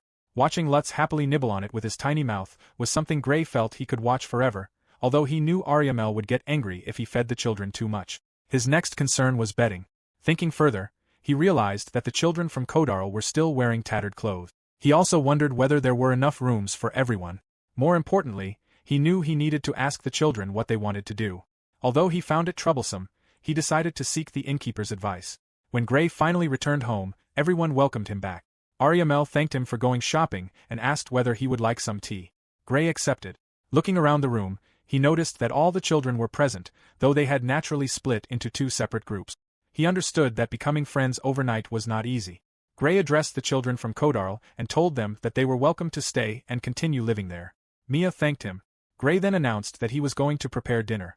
Mia asked Gray and Ariamel to let her help. The two exchanged glances. Ariamel admitted that it was difficult to sit by without doing anything and asked Mia to help cut the vegetables. Mia gladly agreed, and another boy volunteered to help as well. Ariamel then asked Nina, Tala, and Lutz to set the table. The three readily agreed. An older girl and boy also offered to help with anything they could. Ariamel accepted their offer and asked them to keep an eye on Nina and the others so they would not drop the dishes. Gray and Isoka watched everyone working together. Isoka remarked that the two of them were just standing there like statues. Gray suggested leaving everything to the other children for the day. Isoka then looked around for Aless. Aless replied that he was standing right beside him. Gray realized that he had not noticed Alessa's presence at all. He concluded that Aless might possess a skill related to concealing his presence, which would be quite valuable. Aless, however, looked gloomy. He admitted that he was not happy at all before apologizing and asking whether he should bring a desk and chair from the storeroom. Before the children began eating, Nina gave thanks for the meal. Ariamel praised her before asking whether the food big sister Mia had prepared was delicious. Nina happily agreed and then declared that Mia was her little sister while she herself was the big sister. She explained that everyone who came to the house after her became her younger brother or sister. Mia wondered whether the order was determined by when everyone had arrived at the house. Aless tried to explain that, since Mia had come after him, she was his little sister as well, and he told her to call Nina big sister. Mia accepted becoming Nina's little sister but refused to become Alessa's, pointing out that she was 1 year older than him. Aless conceded the point, and Mia laughed as she ruffled his hair. Watching the exchange, Gray thought that everyone seemed to be getting along better. Gray stood up from the table and went to retrieve the apples he had bought. After glancing at Ariamel, she remarked that she hoped everyone would be happy. Gray agreed. Theo noticed what the two of them were doing and wondered whether those were apples. Ariamel confirmed that Gray had brought them. Gray explained that they were meant to be dessert after the meal. Aless immediately realized what Gray was trying to do. Gray explained that the day was special as well, so he wanted everyone to enjoy apples together. Aless was deeply moved. Just then, Liliko gently tapped Gray and held out her hands. Gray recalled that when Nina and Stella did that, they wanted a hug, while Lutz usually meant that he wanted something handed to him immediately. Assuming Liliko wanted to help, Gray carefully placed the plate of sliced apples into her hands. Nina volunteered to help as well, and Stella quickly followed. Ariamel remarked that Nina and the others had become quite good at carrying plates and wondered whether she should ask the younger children for assistance. Stella confidently indicated that they could handle it. Ariamel then asked Nina and Stella to carry another plate together before carefully handing them the sliced apples. Liliko quietly watched as Ariamel thanked Nina, and Nina eagerly asked to do it again. Gray praised Liliko for being good at carrying things and told her that she had been a great help. Liliko silently nodded before walking away. Watching her leave, Gray thought that she was a good child and wished she would stop being afraid of him. Gray's thoughts drifted back to his previous life. After losing his family, he had always cooked for himself. He had not started cooking to save money or recreate his mother's meals. Instead, returning to an empty home had been so difficult that he needed something to occupy himself. Over time, his cooking had improved considerably from when he first began. Even so, he remembered always giving thanks before eating. Meals eaten alone had never been enjoyable. Now, however, his home was full of people. The younger children busily enjoyed their meal together. After everyone finished cleaning up, they took turns bathing. Bedtime followed afterward. Since Gray, Ariamel, and the younger children all shared a room, he believed everything would be fine. Once the meal was over and every plate had been cleaned completely, Gray suggested that the older children could use Ariamel's room, reasoning that Ariamel would be staying in his room anyway, so it would not be a problem. Mia was visibly shocked by the suggestion. Aless immediately hurried to explain that it was absolutely not what Mia was thinking and that she should read the room better. Theo quietly noted that Mia had misunderstood as well. Gray could only wonder what everyone was talking about. Before he could think further, a sleepy Lutz tugged on his clothes while Stella informed him that the three younger children were getting sleepy. Gray agreed that it was time. Ariamel went over to the drowsy Nina, knowing that if the children fell asleep where they were, they would catch a cold. Gray then looked toward Aless, Mia, Theo, and Isoka and asked Isoka and Theo for a favor. Theo readily agreed, while Isoka wished everyone good night. As Aless and the others continued making a commotion, Gray found himself wondering whether anyone besides the younger children was actually sleepy. At the beginning of chapter 20, Gray woke up with Nina's feet on his face. He moved Nina's leg aside and sat up before properly moving Nina and the others into bed. He tapped each of their heads gently. When he went to the kitchen, Ariamel greeted him, and he returned the greeting. He noted that Ariamel was up early that day, and Ariamel explained that they had to make more than usual.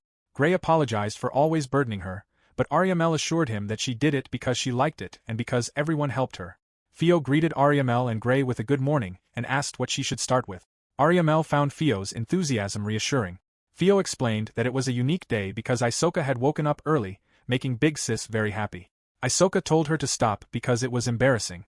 Mia explained that she had thought she could at least help out by cooking and wondered whether she had disturbed them. Gray was confused by this. Since Mia had gone out of her way to come and see him, there was no way he would think of her as a nuisance, and he wondered why she would have thought that in the first place. Isoka asked Fio whether he was not going to correct the others if this kind of management continued to cause confusion. Fio thought that perhaps one day it would no longer be a misunderstanding. She then squealed with excitement over the fact that he was still good friends with Amelia and wondered what would happen. Later, at the table, Nina asked for a second plate. Gray remarked that she ate a lot. Stella asked for a second serving of stew without the green peppers, and Ariamel nodded while pointing out that this was not good. Gray apologized. Stella decided to give the green peppers to Lutz, which excited him, but Ariamel reminded Stella that she had promised to try food she did not like once every 3 days. Ariamel had not seen Stella eat it yet. Stella and Lutz were disappointed.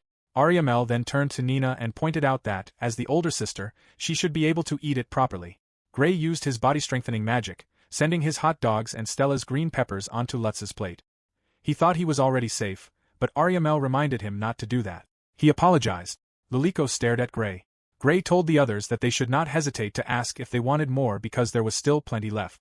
Liliko climbed down from her chair and walked over to Gray. She asked for a second plate and Gray agreed. He gave her the plate and reminded her not to spill it. Liliko thanked him. The other children lined up as well. Gray smiled at them and encouraged them to eat a lot. Suddenly, someone knocked. Nina ran over excitedly, wondering whether it was a guest, but Ariamel picked her up and told her to keep quiet. Ariamel asked whether she should come up, identifying the visitor as Big Sis Amelia.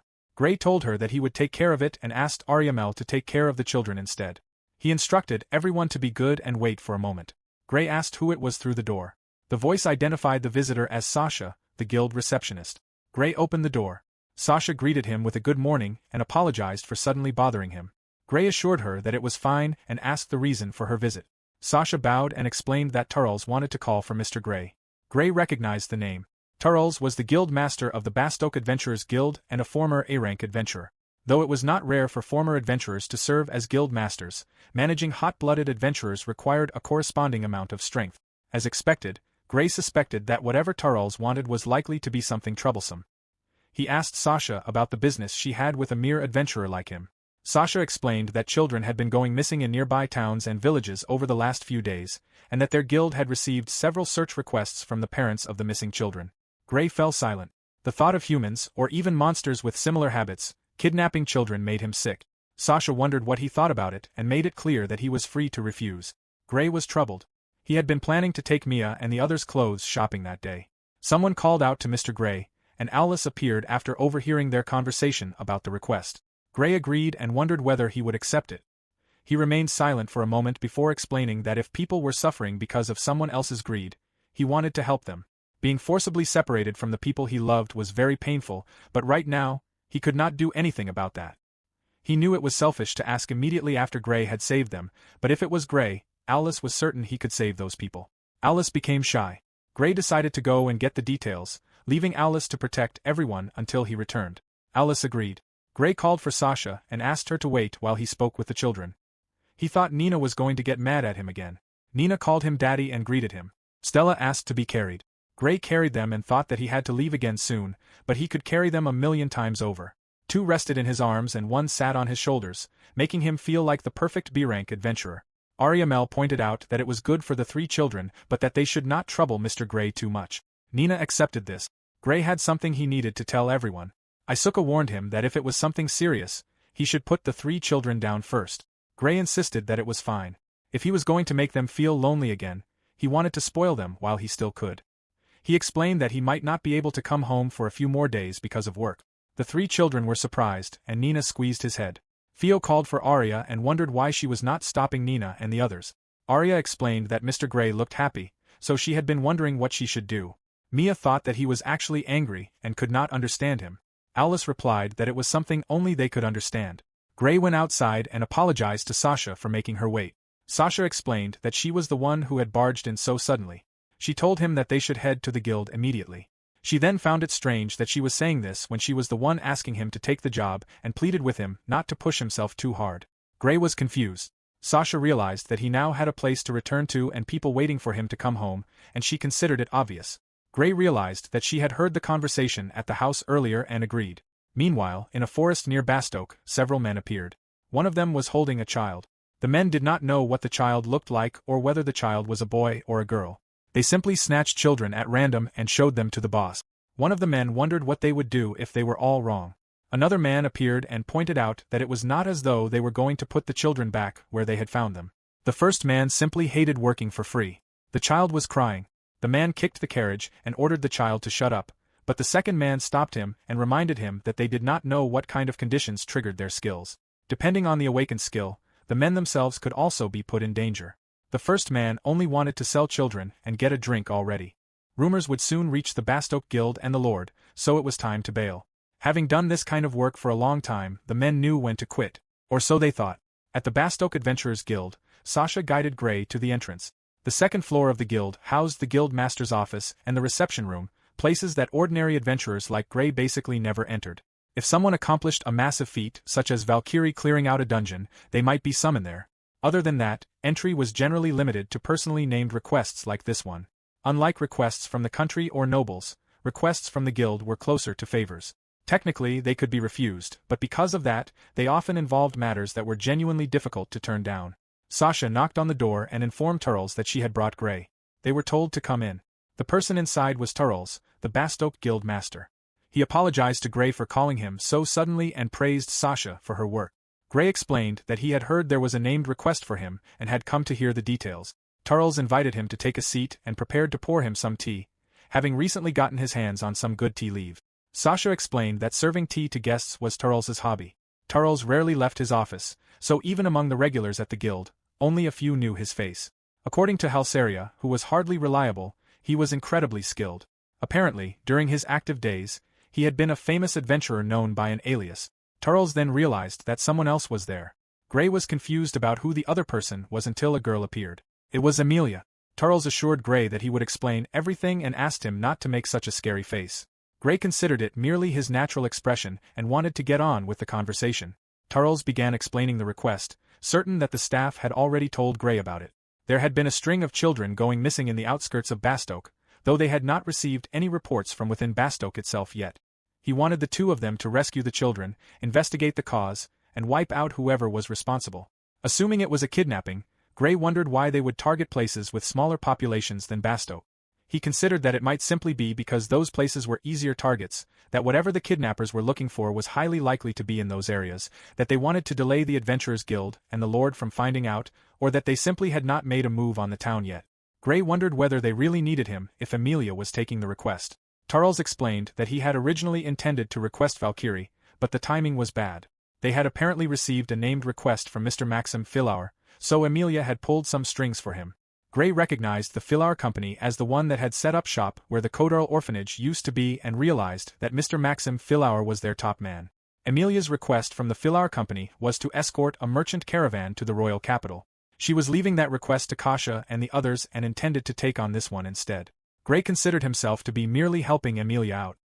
He wondered whether Kasha and the others would be fine completing the request without their leader, Amelia. Amelia explained that since it was from a company, there was no way anything would go wrong as long as Kasha and Haru were there. If it had been a request from a noble, it would have been a different story. Gray wondered whether that was because nobles cared too much about appearances. Turles asked whether they would accept the request. Amelia and Gray agreed. Turles discussed the reward and processed the reception.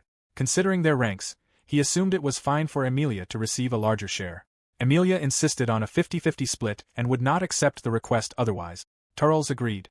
Gray wondered whether the headquarters would throw a fit over a B+ and an A+ receiving the same reward for a named request. Turles told him to let them talk, since all they did was complain. It would be much more of a problem for them if this caused a rift between Amelia and Gray. Sasha handed them the request form and asked what they wanted to do about the temporary party application. Adventurers could not belong to multiple parties. Gray knew that if he wanted to move to another party, the standard procedure was to complete the withdrawal process at the guild first. However, when accepting a request, he could form a temporary party and participate without leaving his current one for the duration of the mission. He then asked whether they needed the temporary party application. Amelia insisted on the arrangement, seeing no downside to it, and wondered whether Gray was dissatisfied with her skills. Gray assured her that he was not. She smiled and called Sasha over to process the party formation. Sasha understood and told them to wait a moment. Turles explained that he had other work to attend to and took his leave. After the door closed, Amelia apologized to Gray. He was confused, so she explained that she had been a little too forceful about forming the party and wondered whether he was still agonizing over what had happened in the past. Gray made it clear that he did not hate the idea of partying up with her. He believed that the reason One Blade had disbanded was undoubtedly his fault. He had refused to follow the orders of a certain noble, and he still did not regret that decision. Even if he had started over countless times, he would absolutely never have obeyed those orders. Atlas, Roy, Emilia, Kasha, and Froymeel had never blamed him. Even so, he had stolen everyone's dreams back then, and he still felt guilty about it. Gray was determined that they would definitely complete the request. He would take the role of support. Emilia agreed and placed her trust in him. Before leaving, Gray would have to ask the innkeeper to look after the kids while he was away. Once he returned, he would have to resume his duties as the perfect B-rank adventurer right away. In Chapter 21, Gray asked Emilia if she minded stopping by the inn and his place first, explaining that it would not take long. Emilia did not mind and told him to go with her. As they walked, people began whispering and wondering why Emilia was with Gray. Emilia thought it was odd that Gray was already a family man. At the inn, someone welcomed Gray and immediately realized that he had brought a real beauty with him. Emilia introduced herself as an adventurer, just like Gray. The inn-master was shocked and asked whether she was from Valkyrie. Gray explained that they had a little favor to ask. The inn-master assumed Gray needed a witness for his wedding and eagerly offered to leave it to him, shocking Emilia. Gray clarified that he needed the inn-master to look after the kids for a little while. He explained that the inn-master was actually a guy he could trust, so it was fine to tell him everything. Emilia agreed. The inn-master asked them to wait and said he would hear the details in the back. He called Lena and asked her to watch the shop for a bit. Lena agreed. Gray explained that children had recently been going missing in the neighboring towns and villages. They had taken a quest from the guild master to investigate, but he expected it would take a few days to rescue the children and wipe out the culprits. The inn-master understood that Gray wanted to leave his children with him while they were away. Gray confirmed it. The inn-master then thought of something and established a condition. Once the job was done, Gray had to tell him the whole story and make absolutely sure none of it reached Lena's ears. He was serious about it. Gray wondered whether the inn-master had caught on to something. He looked at Emilia before agreeing. The inn-master assured him that he would take care of the kids and told them to focus on coming back in one piece. Lena called Gray and wondered if he needed something. The inn-master claimed that Gray was merely asking to rent a room because they were going to do naughty things. A bell was suddenly thrown into his face. Lena pushed him inside and said goodbye to them. Gray thought that the man never learned and found it almost impressive. Emilia laughed and thought that he was a funny guy. Emilia wondered whether Gray thought the case was simply a kidnapping for ransom. Gray could not say for sure yet. The missing children had made a specific request for Valkyrie at exactly this timing. There was also the Filar company and the innkeeper's attitude back there. Gray felt that it definitely smelled fishy. Emilia decided that once they found the culprits, they would make them spill everything they knew. Gray agreed. Emilia reminded him not to accidentally wipe them all out. Nina, Stella, and Lutz hugged Gray. Emilia noticed that he looked happy. Nina shouted that she was not happy at all. Stella told Emilia not to go, leaving Emilia shocked. Arya told the children not to bother Gray and Emilia. The three kids whined, while Isuka, Mia, Liliko, and Alice simply stood there and looked at Gray. Gray offered to carry all of them and do some extreme adventuring. Alice assured him that they were fine. Gray thought about the three toddlers, the protagonist, and a hero. Together, they could even take on the Demon Lord's army. An extreme adventurer could walk through and leave everything completely leveled, and with Ariamel and Fio added to the mix, they could run over an evil god if they ever met one. If it did not die, their dad would simply run it over with a tank until it did. It was a total cakewalk. Emilia thought that this was what Gray was like now that he had kids. Gray told the children to listen to the innkeeper while he was gone, explaining that he had already talked to him. They understood. Fio wished Gray and Emilia to be careful. Nina called Emilia Big Sis Emilia, and Emilia promised to come back and play with them all again. Gray thought about the missing children. Emilia explained that they still did not have enough information and that they should be making contact with them soon.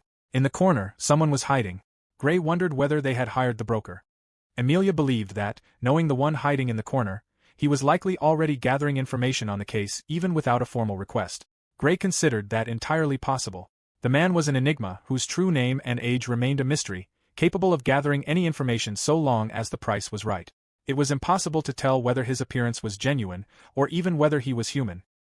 He seemingly handpicked his clients, always initiating contact on his own terms before dictating the method by which one could meet him. In Gray's case, it involved receiving a note through a specific method, though his approach appeared to be unique for everyone.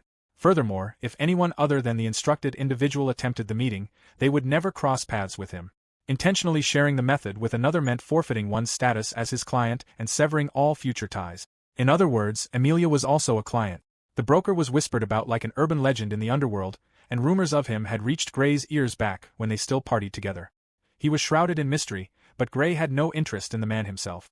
Gray paid the gold and received the information, and that was the extent of their relationship. The broker explained that he normally asked any third parties to refrain from attending information exchanges, but Gray was a valued client of his, so he had decided to make an exception this time. Emilia acknowledged that she would be more careful next time and asked Gray not to overlook it. They all took their seat. The broker explained that the information concerned the matter they were investigating and showed them a map marking the homes of the missing children. He had also noted the approximate dates and times of their disappearances. Abducting this many individuals in such a short span of time required considerable manpower. He considered it highly probable that roughly 15 people had been involved in the operation. It was difficult to imagine them constantly moving around with such a large group of children, so they must have had a stronghold somewhere, most likely in the indicated area. Gray pointed at Bastoke and identified a small forest that was a day's ride on horseback from the town. The group could certainly hide there. The broker considered that possibility as well. Gray wondered whether he had any information on the culprit. The broker realized that Gray was not going to answer. Having finished his meal, the broker decided to take his leave. Before he forgot, he offered them both a single piece of advice out of genuine concern. They needed to be exceedingly cautious of the Church of the Goddess, especially Gray. Gray wondered about the Church of the Goddess, realizing that the name did not ring a bell. Both he and Emilia were confused. The broker left the table. Emilia remarked that the broker never changed. Gray decided that they needed to hurry as well. Emilia offered to let them take the horses from her place, and Gray agreed. He insisted that they split the broker's fee right down the middle and have Emilia deduct his half from his cut of the reward. She was surprised. Gray wondered whether the broker's fee actually exceeded the reward. Emilia explained that it barely covered the fee. With expenses factored in, they were in the red. Gray had a feeling that would be the case the moment they brought the broker into it. If he had not said anything, Emilia had been entirely prepared to play dumb and pay out of her own pocket. Gray wondered whether she was really that worried about the missing children. He concluded that they both had such troublesome personalities. Emilia agreed that it was true, then revealed that she simply wanted to impress him, leaving Gray confused. Meanwhile, Valkyrie was currently escorting the Filar company. The maid praised the ladies of Valkyrie for their excellent work that day and explained that tea and sweets had been prepared for them. Kasha thanked her but declined the offer, explaining that although they gladly accepted the sentiment, they could not accept the refreshments. As a general rule, they only consumed provisions they had prepared themselves while fulfilling a request. This was a precaution Emmy and Kasha had established to protect themselves as they continued their adventuring careers after the dissolution of One Blade. It was a steadfast rule they refused to compromise on, even if the offering came from nobility or royalty. Kasha drank. The maid noticed a crease forming between Kasha's brows. The rule remained strictly enforced that day as well. The maid wondered whether something was wrong with the drinks. Kasha thought of Emmy's name. The maid was confused. Kasha had a feeling that Emilia had messed up while trying to show off in front of Gray again. Emilia suddenly coughed. Gray wondered whether she had caught a cold. Emilia assured him that she was fine and imagined that someone was simply talking about her. Gray reminded her not to push herself too hard. Emilia thanked him. They then moved out and the rescue operation commenced.